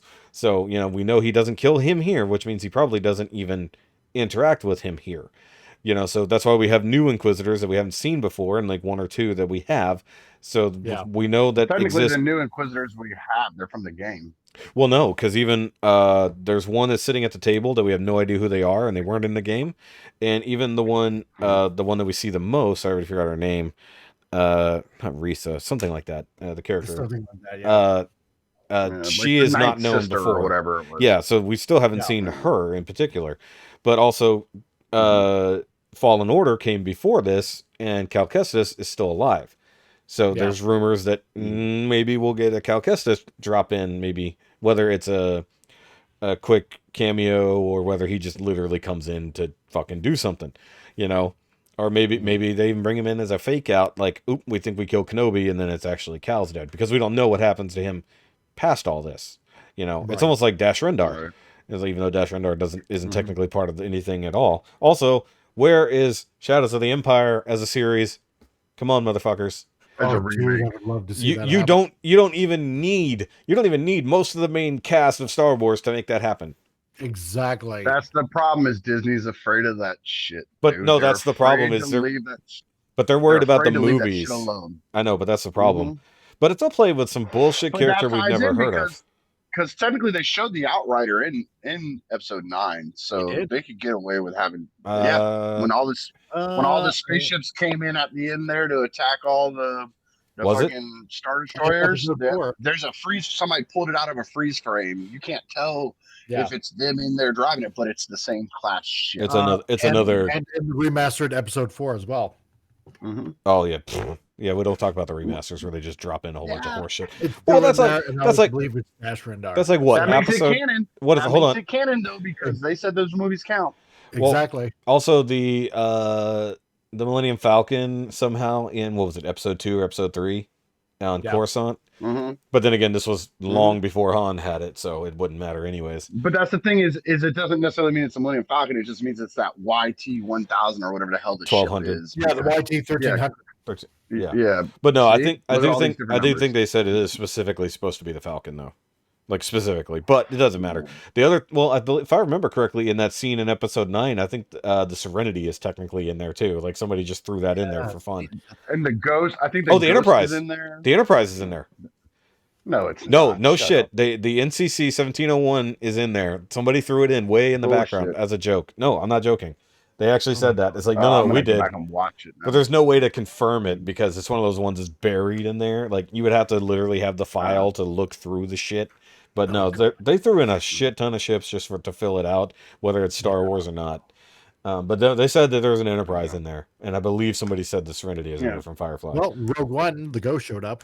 The Ghost showed up, or a Ghost like ship, yes. But they also had the Hammerhead Corvette, which was part of Rebels, so that was the True. thing. All right, so Anyway. we all have But high hopes, but but I'm cautiously optimistic, but Yes. I know they're gonna pooch it somehow. Like they're gonna try to tie it into Grogu somehow is gonna be fucking involved in it, or they're gonna try to. I tell don't even you know if who they his do that. parents Are I mean, I technically I think he's not see that there. You happening. know, he's not. He's technically there because he's 50 years old. So he's That's No, right. he's well enough around. alive He's to around, happen. but he's somewhere else. But I think They'll try to make it about his parents. I better be one of the side quests. Obi-Wan has to get his parents off world, and they have a little baby who happens to be Grogu. Well, It's here's- some stupid shit. Well, like here's a that. question though. Here's a question for you guys. Do you want this to be a one and done, or do you want a little bit like let's stretch out some shit if they make it work? I'm being honest. I don't want them to do it at all because I'm afraid of how they're gonna fuck it up. But if they're gonna do it, one and done. I Would- want you to get in, tell a story, and get the fuck out. I Would- don't want nothing extra. Would you prefer Yeah. to just be a movie? I'm okay You know with it what? being like a I think miniseries style. Originally, it was going to be a movie, but I'm okay with a Stretching it out. season 1.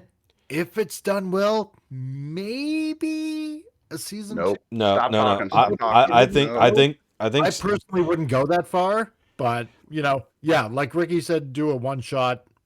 I don't season. need to see a whole season of Luke at soccer practice. Like I don't need that shit in my life. No, Like no. I there's think, no I need. think, Old man creeping in the bushes, watching them through binoculars. That should get creepy after a while. I think I'm after. watching you. I think this movie will cement him basically like this. I think this is meant to be. I think I said movie series is meant to basically like this is his last real hurrah. Like, and then he just Yeah, 'cause literally he settles loves- into hermit. He loves Star Wars. He loves Star Wars. Ewan McGregor. So Yeah. I'm glad he's getting another shot at it. Well, because the he's a best thing fan for is that his uncle is oh god, He's in one. He's in one of the movies because he was like a big fan and he like came to set and all that. I have Let no him be in idea. the movie. well yeah, but his uncle played oh god in the original trilogy. Yep. He was some guy. Oh, was he it? was one of the. He was a named character. He just didn't have a big deal about it. He was. Ewan McGregor said, "Look, I'm a huge Star Wars fan, but I learned it from my uncle." And George Lucas was like, "Hey, bring him on set. He can check it out." Congrats. And ended Yeah. up giving him a part in the movie instead. Oh, I didn't know all that. Cool. Yeah. That's pretty neat. No, true. At least it's not not him throwing in one of his kids again. Well, yeah. I meant Lucas You know what? specifically. You know why they hit her in the side of all that bounty hunter gear? Because she was the one who came up with the Jar Jar Binks fucking design. Yeah. Actually, I wouldn't mind if we got to see a Jar Jar like in his post I'll tell you episode what, 3. Shoki, if you ever say that sentence out loud again, I will fucking unfriend you, block you, and never talk to you No, again. the main reason I say that. Or admit his terrible fate. No, the main reason I say it Dude. is because apparently, like, post episode 3, like, I don't know if this is real or if this was fan fiction. I remember seeing a whole thing about it, where basically, like, post Republic going down and the Empire becoming a thing, Jar Jar being very, integral to that happening and all that bullshit. Like, he basically ends up either on the streets of Coruscant or he ends up going back to Naboo. But basically, he has a super tragic fucking ending. Like, basically becomes like a fucking clown even on his own world. Like, Yeah, that was in a novel. yeah, that was in a novel, Yeah. and it's like really canon. goddamn it was in one of the trilogy of novels that brings up the fall of the Something like Empire. that, yeah. Jar Jar Binks as a character is tragic because he fucking exists. No, but I'm saying, like, they give him a really tragic fucking ending. The guy that plays Wedge Yeah. Oh, is Ewan McGregor's uncle. I didn't Yeah, realize the that. young Okay, Wedge. Yeah. gotcha. Well, I thought Wedge is Wedge, right? And that's primarily how we got the part also. So Yep. Wait, Wedge Antilles was Wedge. Oh, wait, In was the it? original trilogy. That was his the dad. original- That was his dad. Yeah. Yeah. The not the original trilogy, the prequels. That's what I'm He saying. shows up. I'm talking about the prequel. The Wedge Antilles' dad was in there as a pilot. Yeah, but in real life, the guy that plays Wedge Antilles in the trilogy, the original trilogy, is Ewan McGregor's uncle. But in the prequels. But Wedge Antilles wasn't in the prequels. No, in the original. He's talking about Ewan McGregor's uncle played Wedge Antilles in the original trilogy, Right. and then Ewan McGregor plays in the original. In the original trilogy, in Empire Strikes Back, right, is Ewan McGregor's uncle. That's pretty cool. Okay, yeah. So Dennis Lawson, Scottish actor. I'm just looking. I mean, he's obviously the right age. Yeah. Maternal uncle of Ewan McGregor. There we go. Yeah. So yes, you had your shit sideways, Rikki. You weren't wrong. dude, you were just wrong about what movies. You could have more than one uncle, right, Shoki? So I'm not wrong. So who was the other uncle? I don't know. Some Just guy- Google Ewan McGregor's uncle in the prequels. I did, and it came up with that, and all it came up with is a New Hope, which is apparently what you need to be right. I'm right, and the internet can suck it. Quit looking at Wikipedia. But it is interesting. It is his maternal uncle, so that's pretty cool. On his mom's that's still side. pretty cool. Like it stayed in the family. Yeah. Yeah. So I don't. But you see how like I was 1,000% sure of that story. That's probably I read it somewhere on the internet, and I clicked on it and read it, and you didn't read the whole fucking thing. Sure it was true. No, you did. You It construed. came up or something. You know what I'm construed saying? Ewan McGregor being in the prequel trilogy to meaning his uncle was in the prequel trilogy, but he wasn't. His uncle was in the original trilogy, and actually the new one because he came back in episode 9. That's right. That's what I'm saying. I'm referring though to our Exactly. previous conversation. It's about the internet, cat. how they It's the keep it. Catwoman controversy. She wasn't trying to Yep. be Catwoman. It just so happens to be there was a Catwoman in that movie. I'm gonna figure out who that was though, because there's somebody that happened to that they brought them to set. And Lucas gave him a thing. It was a family member. It just wasn't McGregor. I mixed the two stories. Yeah, so you'll figure it out. But you see what I'm saying? But not by the end of But this you see what I'm saying? podcast. That's how. Yeah, that's about how like I was confident that I was right in that. So It's like what you we keep should trying to do figure it is out, but- actually say that Ewan McGregor only got the part because his uncle was previously in Star Wars. That's the only reason he There we played go. Obi-Wan. That's truth, right? That's right. Actually, No. what would be? Oh, hold on. Actually, You can't say that's the only reason why he got it. You could say that's what his original tie to Star Wars I know. was. I'm just joking. No, No, that's but- no. Yeah, This is the point about drumming up Recommend internet things like- rage. Yeah, we're making salacious things. They didn't Like Crumb, we are being salacious. Yeah, that's They right. didn't let his other uncle be in the new ones because it was his paternal uncle, whereas his maternal uncle was already in it. So we need to So look to that's see if there's a McGregor in there in any of the yeah. Star Wars movies that is not Ewan. But they didn't allow his aunt to be in it because George Lucas is sexist. No, it's because she So can't that's act. Yeah, that's true. no, We already that's know the his new aunt title. can't act, Yeah. right? So speaking of people who can't act, That is how about Nick canon. Cage? Oh, oh man, dude, I want to see this movie, man. Yeah, Like, yeah. how did I say it? Nick Cage playing Nick Cage in a movie about Nick Cage is the most Nick fucking Cage thing to ever happen. I want to Exactly. see this movie. Actually, you know what's really bad is if I had paid attention, I could have had an actual segue into this because Pedro Pascal is in this movie. So He's in it. our Yeah, Mandalorian is could have gone in from this the movie, Mandalorian but to I that. fucking didn't set up my own thing. So here's what I'm going to do. I'm going to edit this in, right, editor? No. Shut up. Oh, you got to clap. You got to clap to edit. Hold on. Let me add this back in here because I have to do this again. See, So- and so this I'm gonna- is actually So we were kind of just movie talking that's about the kinda like- Mandalorian a minute ago. That's not even a good segue. It doesn't matter. I'm not putting an actual segue in there. So either way, At least it wasn't a John Malkovich reference. So guys, everybody in the audience listening, to all 12 people watching or listening. So a new movie that's coming out is legitimately Nick Cage playing Nick Cage in his own movie. Like he's playing a strange version of his own reality of whenever he got too big as an actor and sort of self-imploded.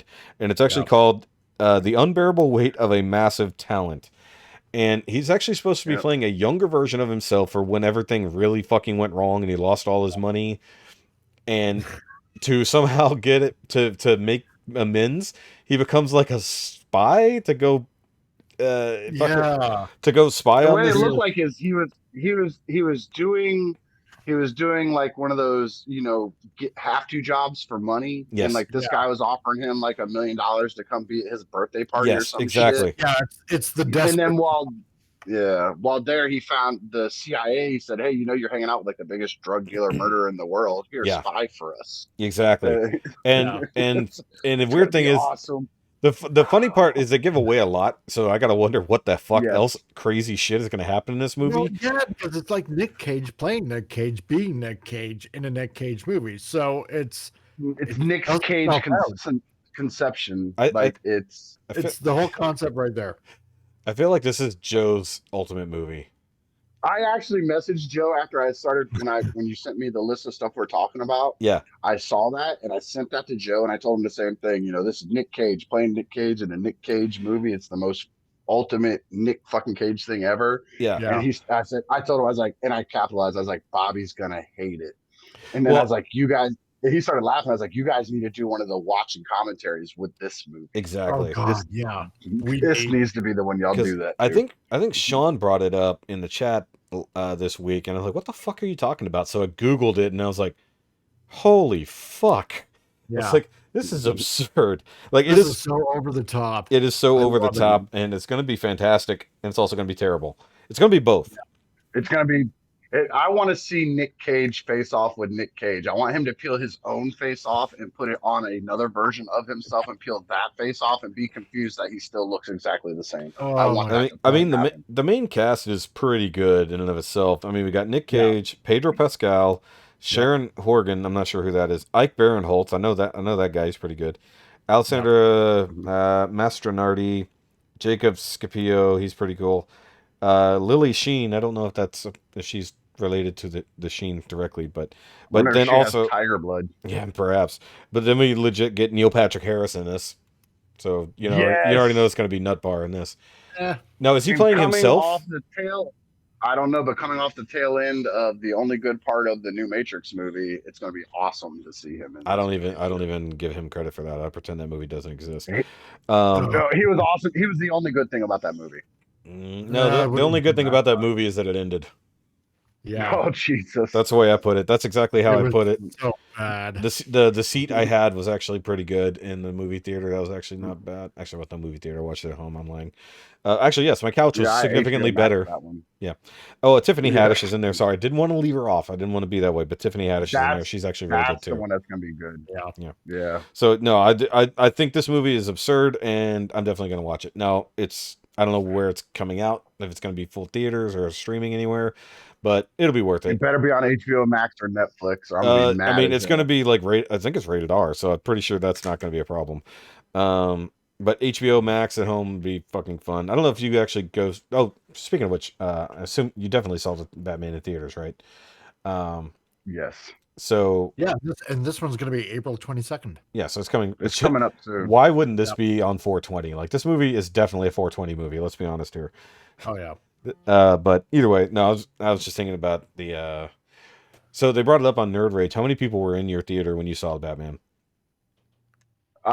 Actually, because of my work schedule and stuff and all that, Yeah. I end up going because my normal work schedule, if I work mornings, I get off at 1:30 in the afternoon. Mhm. So my wife and I went on a Wednesday after she got out of work. She leaves at 3 o'clock after the students have left. So we just went straight to the theater, started at 3:45. So it was literally us, one mom and her son, one row ahead of us, and then a couple 2 rows behind us. And that's it. And it was in a big theater too. Okay. It was empty. It was amazing to have like the electronic seats that lay back and all that good shit, man. It was awesome. There was nobody in there. Yeah, there's one thing we don't talk about a lot when we do these things is the theater experience. But I went on a Monday morning at 11, and I think there was maybe 15 people. If I didn't even look around, but there was only 3 in there when I sat down, and only 2 people in my row in particular, and I was dead center of the theater. Interesting. Nice. So but once again, it was Monday morning. Not a lot of everybody's going to work but me because that's when I'm off. And I wasn't going to drag the wifey along because, like, I didn't want to have to explain anything to her. We'll just watch it when it comes out on HBO Max. That's the Batman, baby. Yeah. He's a crime Well, fighter. I mean, like, she's been along for the ride for all of the Marvel stuff for the most part, but like, and then the Justice League and stuff like that. But like, she's not into it in the same way. Yeah. So I wasn't gonna make her sit through a fucking 3-hour movie in the theater or pay for all that bullshit. That would have been an extra like. That's another thing we $40 didn't touch on when we talked about the movie. Is that 3 hours went by? Oh, it did. Pacing in that movie was perfect. The only thing that sucked about that 3 hours is that I had to pee an hour in. And I held it. I'm a trooper, motherfucker. There was no point. Okay, this is one flaw of the movie. There was no point where you could have got up to go piss. Nope. There was That's not a flaw. That's a perfect movie. That's a flaw because I was like, okay, I know they're about to go into a talking section, but like, god damn it, all the dialogue in this movie means something. I don't want to get up. Yeah. So I could not skip it. That will not leave a seat. No, but now that you've seen it, you can watch it with your wife, and now you can actually take time to explain the questions because you're not missing it. Well, once again, we're going to watch it from home. So, like, when it comes out on HBO, then I'll sit through it with her, and she could stare at her phone the whole time. I'm buying it day one on Blu-ray and whatever special fancy box I can find. Gonna get that steel box. Awesome. I'm gonna get something because it was awesome. Yes. I loved it. All right, so. But anyways, let's not get back on that because I can. Let's not get back on that. No. All right, so you brought it up already. The whole Ninja Turtles thing that we were talking about is the. So excited. Yeah, I would be excited too if I owned a fucking PlayStation. So it's the Teenage Mutant Ninja Turtles. I suggest you stop being a fucking snob. I have a PlayStation and an Xbox. You can own both of them. Your house won't implode. Yes, but I don't have money. Oh, okay. It's like I'm poor. Some Rikki. some people in this world pay money for sexual favors. I suggest you get to work. Yes, but I pay money for fucking fancy statues. And it blows out my credit card. So, Teenage Mutant Ninja Turtles, the Cowabunga collection. And it's virtually every 8 to 16-bit video game of Ninja Turtles, period. And it's all in one giant collection. It's got the fighting one in there, too. I yes. think that was 64-bit. The Versus one. Yeah, I was going to say. But I was thinking like up to at least 32. I've played the Turtles tournament. Beat all of these back in the day, so it's... Yeah, okay, whatever. My kids still break out the arcade one because I have an NES hooked up in the living room, so we'll still put that one in, That's awesome. or the first one in, And let me tell you what, that first one is still a bitch. If anybody tells me they can beat that seaweed without a cheat code or dying 1,000 times, I'll call them a liar to their Well, face because you know that how, shit's but ridiculous. the It problem is with, hard. hold on, Yeah. let's but talk I about beat it. Let's talk about it. Hold on. There is a non-cheatable way to beat that, and it was always the intention, but nobody understood. You were meant You to can die bypass the and switch seaweed. turtles and continue on. You were supposed to die on the seaweed, change to another Exactly. turtle, and continue, but nobody understood that and just fucked it up. I've watched somebody fucking play through it perfect like you were supposed to, because you Yeah. can't avoid it. There are Mhm. hearts you literally cannot avoid.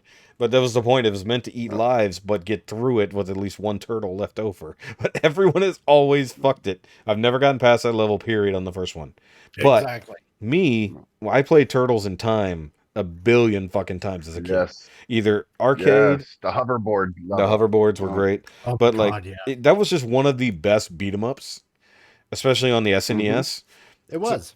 And for me, one of the best parts was whenever you could fling one of the foot soldiers, like either at the screen or at the boss, whichever Oh, yeah. situation you had. Love And that. it was just when they would hit the screen and it would crack the screen and they go, oh, and Slide down the screen. slide down the Yeah. fucking screen. And like, and of Yep. course, I loved both the Simpsons arcade and the X-Men arcade, where you could get up to 4 players, and the SNES was like one of the first times you could have 4 players. Well, you couldn't have 4 players. I just thought about that. No, But you could if you had the you had the extension splitters. thing. If you had the splitters, you could. And we did that once. But I was just thinking about that. It's like, and same thing with Sega. You could do that eventually on Sega. But when the revamped I'm gonna talk. versions, go ahead.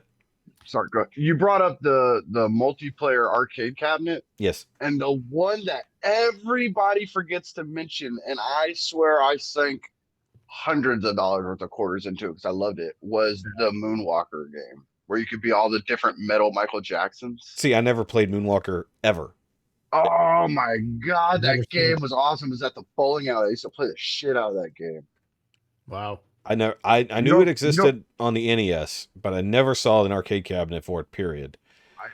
I never played it on a console. I only played it in the arcade. And each person, you were the metal Michael Jackson, and whichever player you were a different color of the metal Michael Jackson. So I wanted to be the blue one all the time because blue is my favorite color. I was going to say they But weren't that just shades from black to white.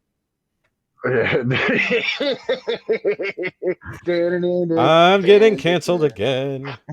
Yay. Come on, it was right Hashtag there. It was right there. I It just was. couldn't not. I'm sorry, everybody. I apologize. You should have moonwalked away from that one, man. Fuck, that wasn't even a good pun. You Wasn't people a out pun. there, get a sense of humor. Yes. Yeah.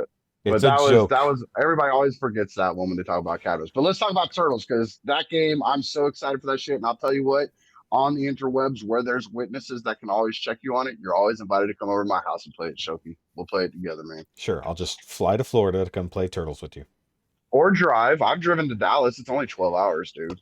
I know, but I'm further south than that. Okay. Well, Actually, start it should be driving now. it should be a shorter trip because I'm closer to I-10. I'll have to See? fly. Yeah. No. Mike could drive from Canada. It'd be fine.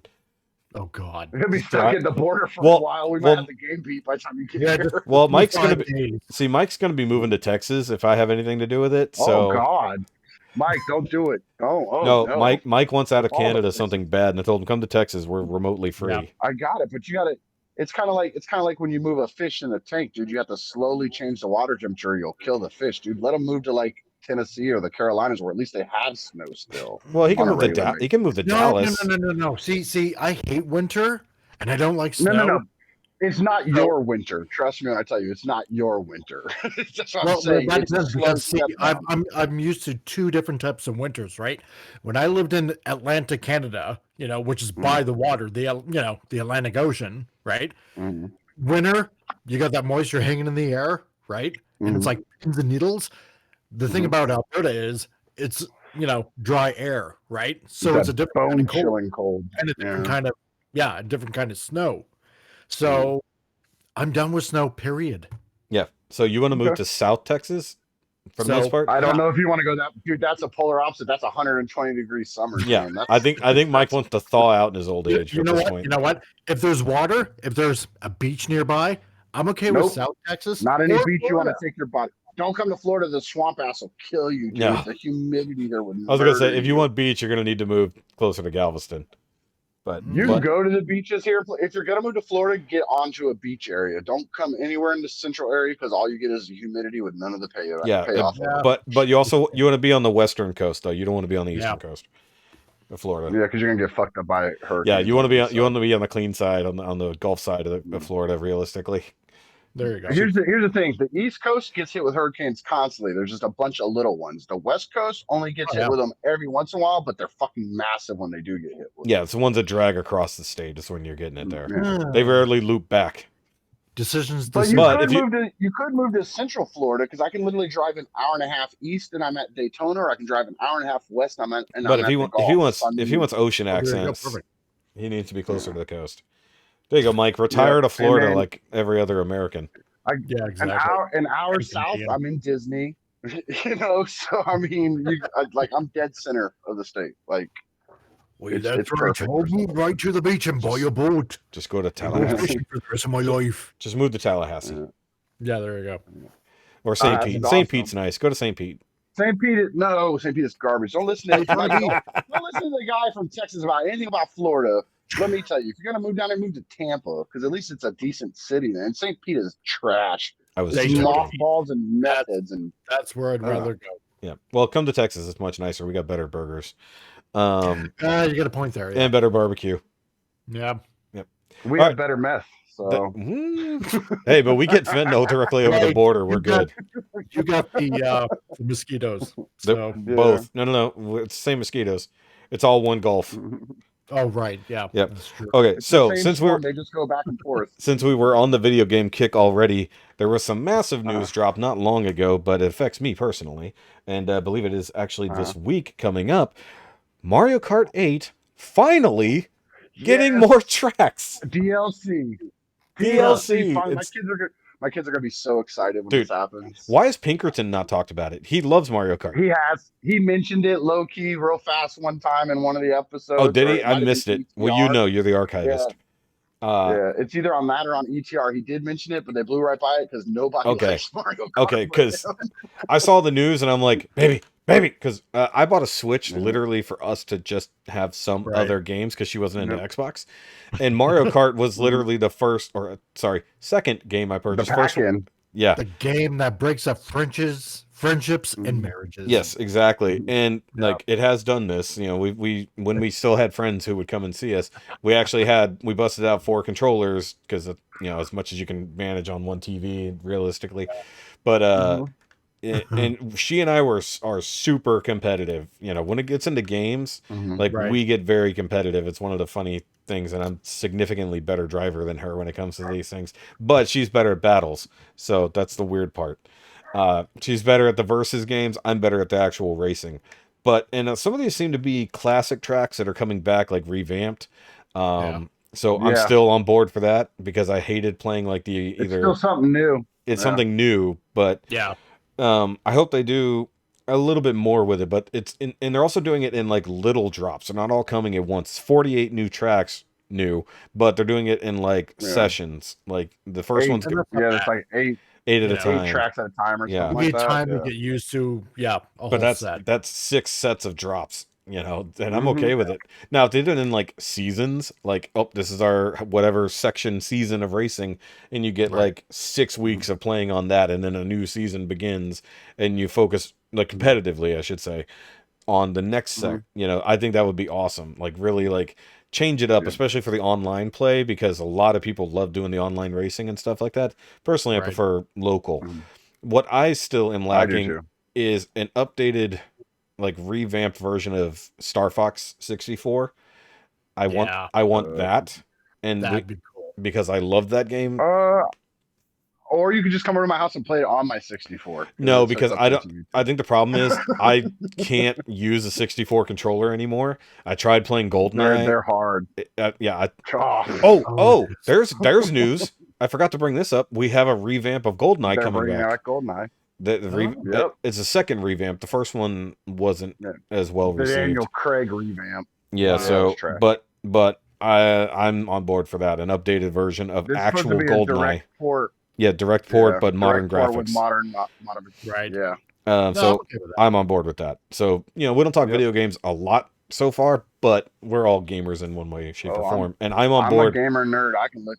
All right, so we Mhm. all need to add our friend tags so that we can fucking race each other. Uh, mine's easy. It's Rikki and Ocala. Try to remember that one if you can. I will definitely not do that, but it's okay. We'll do it in the chat after the fact. Make our lives real easy. I forget mine. So Yeah. Oh, I outside, forgot. We're gonna be live with this shit. I don't care. I'll have friends on there. it don't matter. It don't matter. Nobody's gonna be able to spell it. It, Um, it's the same across all platforms. It's the same on PlayStation, same on Xbox. Come find me. yeah, I just don't play my Xbox ever, and that's my problem. I used to play it a lot, but also we don't have a good internet connection by our TV, so like would I have to. strictly, I have to Wi-Fi it. Right. I That's strictly okay. only use it for Halo and Gears of War. That's the only reason why I even own an Okay, Xbox is for those two series. let me Uh, ask you since you said the H word. Mm. How do you feel about this? Amazing, How, amazing, how do amazing. this? Halo Infinite. No, well, not that. I'm talking about the series coming up. I was all for it up until they announced they're gonna be showing him without his helmet on. Now I'm out. Oh, okay. So I didn't know they were actually going to take his helmet off. Oh yeah, I'm okay. gonna watch it and give it a shot, but I don't care about it as much as I did. I think I'm going to absolutely dislike it because the CG looks like shit, and I don't like how they're playing. They're like redoing the story that we have already gotten, and I'm not on board with that. What do you I think mean, of Cortana's look? I don't like it. No? Sorry, I'm don't getting like it. phlegmy. I'm kind of okay with it. I mean, it's not Cortana though. It's It's a No. Cortana named character. But I mean, you know, how far can you go? I want you it could all, literally man. have a This is better. 2022. They could literally just have the one from the game on the screen. Yeah, going. they could have Yeah, literally I'm sure it's used like, exactly except for that. me, it's the same thing, right? It's an You know? AI hologram. They could have used the one from Halo Infinite and just put it in the. They could have. freaking. Yeah, instead of just having a lightly CG'd over girl in a costume, Mhm. because it Yeah. doesn't look. It looks like somebody wearing a mocap suit. It doesn't look like It Cortana. looks like That looks like cosplay. yeah. Right. The problem is Cortana is see through. You literally see her as Mhm. flowing data. That's not what Yeah. this looks like. This looks like a little miniature person glowing blue. Wearing Yeah. a blue suit. And I get that the versions we've seen are not a direct representation of Jen Taylor, the actor who's played her forever. But Jen Taylor is somehow playing her in this, but that's not her. So I guess she's voicing But her. she's not supposed to. She's not supposed to look like her. She's supposed to look like a young Dr. Halsey. I She's not know. supposed to. I'm Right. aware of this. I Mhm. played Reach Yeah. too. I know. Mm. But like and of course Halsey looks significantly different because we've only seen old ass Halsey since Reach Mhm. and in through Halo 4 and then all these other newer games where she's continually played a better character or Yeah. more of a role, I should say. I'm sorry. Especially Mhm. with anyways, not getting it. And I have not played Infinite. I don't own it and I want to. It's the only Halo It's game awesome. but you know what it is for me? If I can't get the Xbox, I don't necessarily want to play it. Because you've seen You don't have. I have an Xbox. I have an Xbox One. I played on my Xbox One. no, I'm talking about the Halo Xbox. Oh, I got Because you. I have You all want of the Master other Chief ones. I have the rest of them except for the original, which is one of the hardest ones to fucking get. Like they only made Yeah. like 1,000 of them, so it's really fucking hard to get the original Xbox They Halo made edition. 1,000 of them 22 years ago. So Yeah. they're expensive as shit. Yeah, Yeah. and you wouldn't even know if you're getting a legit one or a fucking repainted one or some bullshit. Yeah. So either way, like for me, Yeah. part of it is not just the game; it's the collectible aspect of it. And because I got you. I couldn't get that because they really fucked that deal up, and I'm not paying like $1,200, $3,000 for that fucking thing.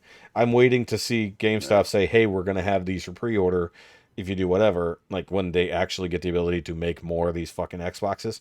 Now I know Right. I could play it on my Xbox One, but I also You should just play it on your Xbox One and then buy that other one when it comes out, anyways. I mean, I've thought about it. I really have, but I also think about the fact that like I didn't even play Halo 5 that much, and I felt bad. Like I built, Dude, I beat it, Meh. and then I just didn't even do much in the way of.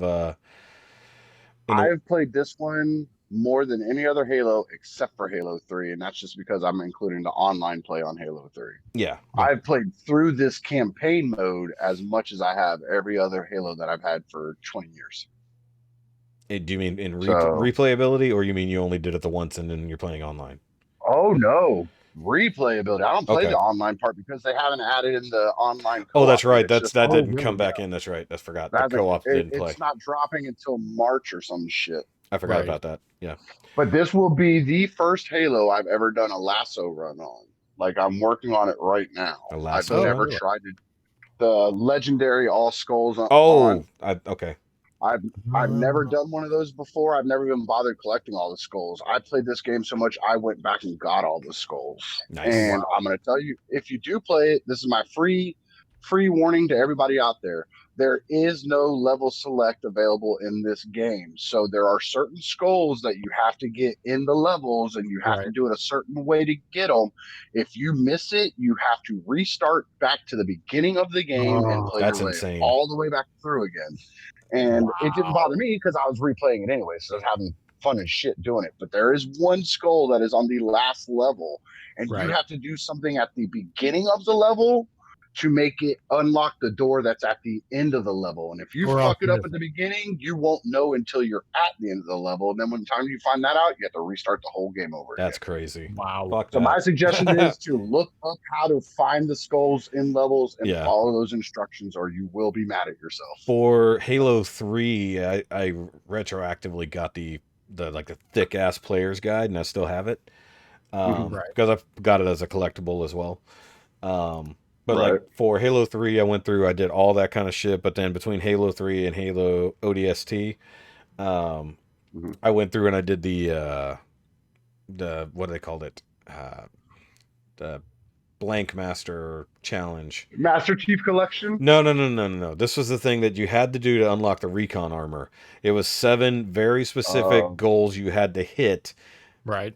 between the two games, and like you either had to get a certain collectible or play a certain level with like for Vidmaster. It was wearing a it was certain no it with a was it certain gun. no it was the Vidmaster challenges, and a couple of them were insane. Like ODST introduced like the 4-player where you could have 4 players all the way through co-play or Mhm, co-op.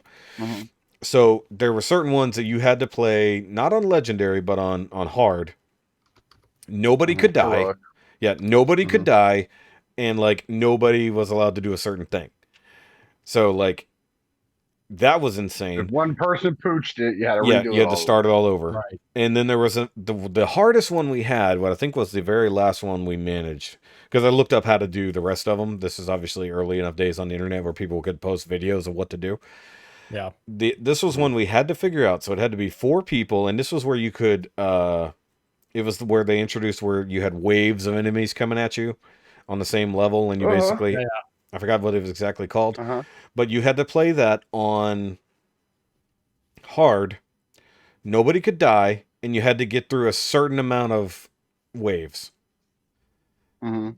And Okay. we practiced or attempted for 2 weeks almost every night between me and the Wow. friends. Like, so I had friends that were close enough they could come over, and then I had one that was doing it remotely. But we would have 2 people in the bedroom, 2 people in the living room, so that we could split it between the Xboxes. So that way we were all benefiting. We were all getting the armor in the end. So Yeah. through this one run, we ended up getting 4 armors, including 2 for me. Um, so it was insane, dude. Like it took so goddamn long. We're talking the run by itself was like 3.5 hours. Like Wow. just to get this shit done. Like just for attempts. And we did for like 7 hours one night. We played until like 3 in the morning, you know. And we finally fucking got it. Because if somebody died, it was over, you know. But you could revive people. I think that's where they first introduced the ability to revive. So if somebody went down, you could go and rescue them real quick, you know. But then another one that was a little harder was you had to get through the entire level without pulling the trigger. But you could Ooh. cheat it because if you were in the any vehicle, it didn't count. But if you were on your feet and you pulled the trigger, you had to start over. But you wouldn't know you failed until it was done. So that was an insane thing. All right, so back on topic real quick. Did we lose Rikki? No, I'm still here. Okay, because we don't have video up, so I couldn't see. Oh, okay, I see the, Yeah, the message I just got. I was trying not to interrupt you. No, you're fine. You're fine. Last but not least, The Boys. Boys season 3 trailer finally Oh, dropped. can I interrupt real quick before we get into this? I just got a message that said William Hurt died, the actor. Oh fuck. Really? That just hit. Oh So shit. sorry to be a downer. Thunderbolt Damn. Ross. Yeah, he passed Oh away at fuck 71. yeah. I was thinking John Hurt, and then I realized William Hurt. Damn. So damn, that sucks. That's a pretty big legacy there. But my immediate thought was, well, there goes our Red Hulk movie. That sucks though. Does it say how he died, or he just passed away? Like initial news? Passed away. I didn't click on the article because we were talking. I didn't know if it would mess us up. Oh yeah, go ahead and read it just real quick if you can just pop up a headline. That's just- slightly more important than The Boys season 3. Yeah. Oscar-winning actor, mainstay has died. His son Will shared news of he passed on Sunday afternoon. He was 71. It is with great sadness that the Hurt family mourns the passing of William Hurt, beloved father and Oscar-winning actor, on March 13th, 2022, Wow. 1 week before his 72nd birthday. Damn. He died peacefully among family of natural causes. The family requests privacy at this time. So just natural causes. Damn. What a shame. That sucks. Yeah, I mean, R.I.P. yeah, man. I mean, he was a damn good actor. Fuck yeah, he was. Damn good. 'Cause I was just thinking John Hurt died a while ago. I was like, wait a minute. It's like I thought for a second I thought he was already dead, and then I realized John and William, different people. Obvious problem there. No. So yes, R.I.P. William Hurt. That blows. I mean, it's a good life though. You know, if you gotta go well off and peacefully in your sleep with too. your family in your 70s. Yeah. Yeah, I mean, I don't plan on living that long personally, but I hope that I at least go out in a good way. You I'm know, gonna at least go out screaming. they go out screaming. Just no, come back screaming. That's how you get them. Yeah, that's right. Oh, sorry guys, I was having a hell of a dream. Preferably when the coffin isn't closed. And in the dirt. Oh, just troll everybody all the way up until then. Just like I'm not dead, and then someone shoots you. Thought you were a zombie. The Bill Murray hopefully effect. Not the Monty Python way. You know, No. Well, quest for the Holy Grail. I'm not dead yet. Quiet. Yes, you are. I was going to get up and go for a walk. yes. No, actually, I'm feeling much better. Bring out your dad. Bring out your dad. Okay, now we went in the morbid direction. But I was just thinking, the other issue with him. Yeah, sorry to put a downer on it. No, that's fine.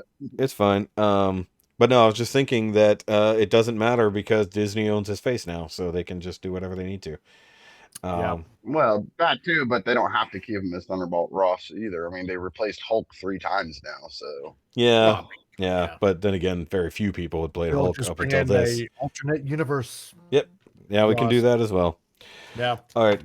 But just quick mention, the Boys Season 3 trailer did drop. If you're interested, go watch that. I've been waiting for the boys to come back. I'm super excited about Jensen Ackles coming in to play Soldier Boy. And he's talked about it, at least to the degree that he's allowed to. And he said it was one of the most fun most fun shootings that they've done, that he's been a part of, because obviously he was on Supernatural for fucking ever. So this should be pretty interesting. And also, going along with the news of the Boys trailer dropping, obviously Boys star Anthony Starr got into trouble in Scotland this past week. Oh, yeah, he did. So Spain. that's interesting. It was got Spain. Spain. I thought it was Scotland. What did I think Scotland? Yeah. Either way, yes, Spain. I don't know. Shooting something else. He got in trouble in a bar and got arrested for beating the fuck out of somebody. Wow. Talk about, do you know who you're fucking with? Seriously, man. I mean, like, talk about Straight Homelander on the dude. yeah, he literally went Homelander on the guy. He's like, wow. And like, I don't know. I will fucking end you, like some shit like that. Like, I will find you and end your life and career and all Talk about that. getting in a character. Seriously, like, it was awesome. I mean, like off scene, literally just get drunk as fuck in a bar. You know, on I don't know if it was for a movie or a show or something. It was something, the reason they were in Spain, but Jesus Christ, dude. Like, I don't know what was going on. I hope he gets his life Method clean. acting to the max. Yeah, that is ultimate version of method acting when you This is accidentally. the only rule I know. You probably tried to shoot him with laser eyes and it didn't work. Speaking of laser Punch a eyes hole in though, his chest.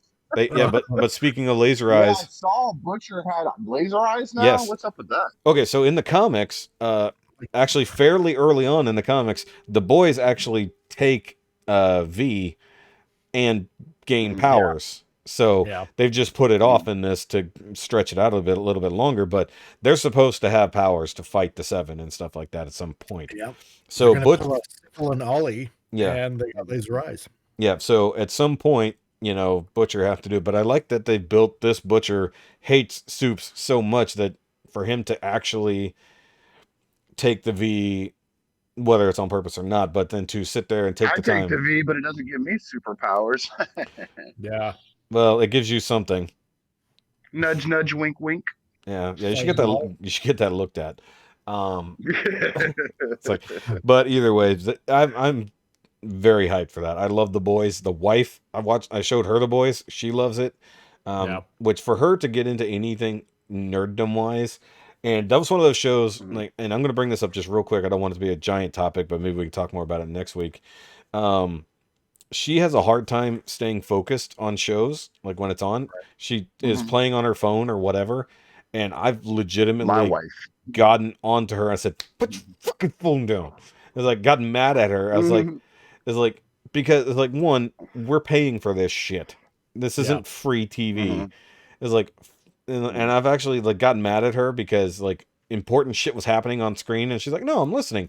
I'm like, "No, fucking watch." It's like, this is not an audio only I'll TV quiz show. my wife. I'm like, "Yeah, what just happened?" And Yeah. she'll try to say what it was. I'm like, "Wrong. That's not what happened." The main reason is like, I bring it up because like we'll watch shows that she's interested in originally, like say Good Girls. That was her thing, and I'm watching along. But I'm watching along. I'm not staring at my phone. Right. Now every now and then I'll have a conversation with you guys when we were watching TV earlier. Yeah, I'm texting for that reason, but then I go right back and oh shit, what did I miss? Yeah. But I get engaged with it, and it has annoyed me. So when it comes to certain shows, like I made her put her fucking phone away to watch The Boys. I made her put away the phone to watch certain movies. Like, no, it's like, you're not gonna be distracted. If you're bored and you want to walk away, say something and pause it and walk the fuck away. Don't sit there and insult the show that's on by doing. And I don't know if you guys feel that way out there in the world listening to us. Comment down below if you've listened this long into this podcast, which is over 3 hours now. So Holy crap. Let us. You're gonna edit some of it out. I'm gonna edit out a few minutes. Yeah, because the first like 20 minutes of it is us just bullshitting, and that'll be cut out.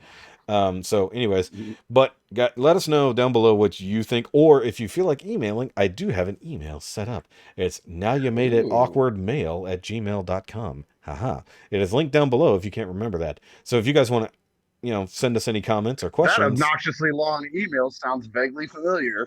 No. But I did want to separate it from my personal email that is generally related to SHOKY stuff. I wanted it to be to address the show. So if you guys are fans, like we probably have at least 2 out there.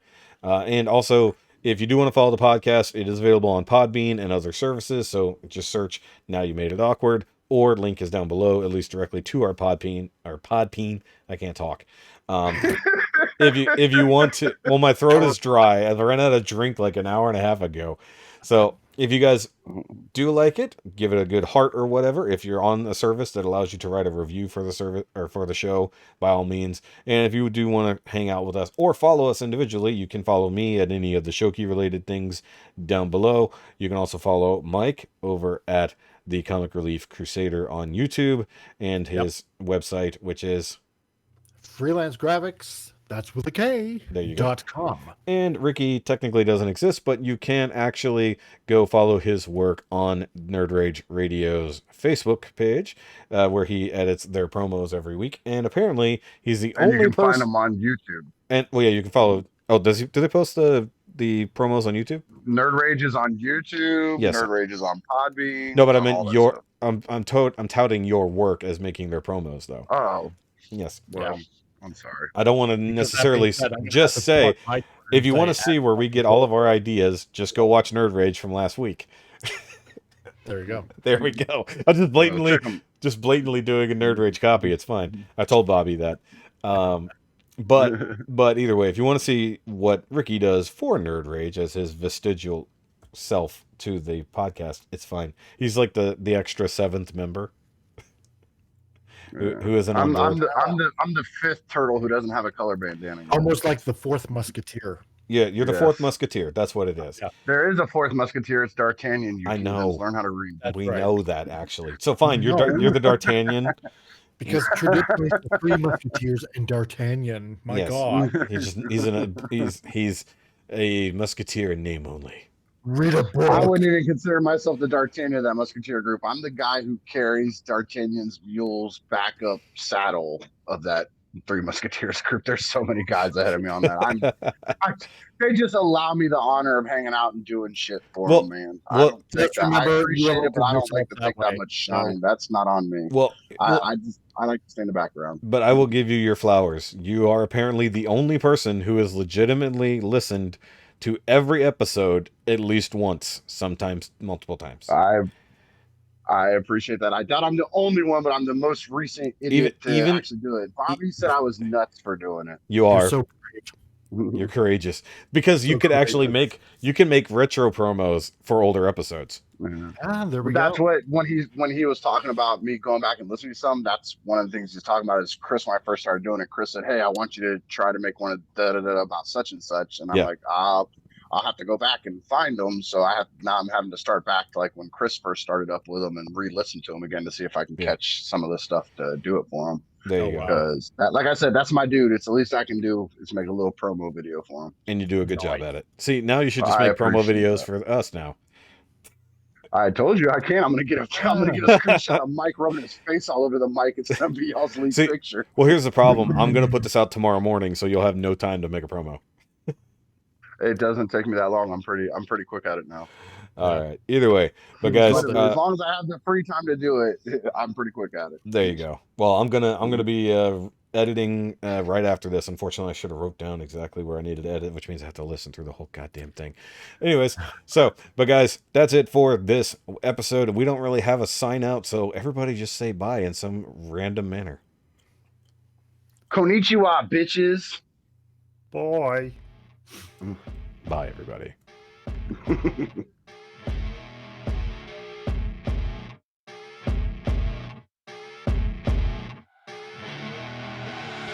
I see her rolling up, Uber black Cadillac, high heel boots and a sexy body full of tats.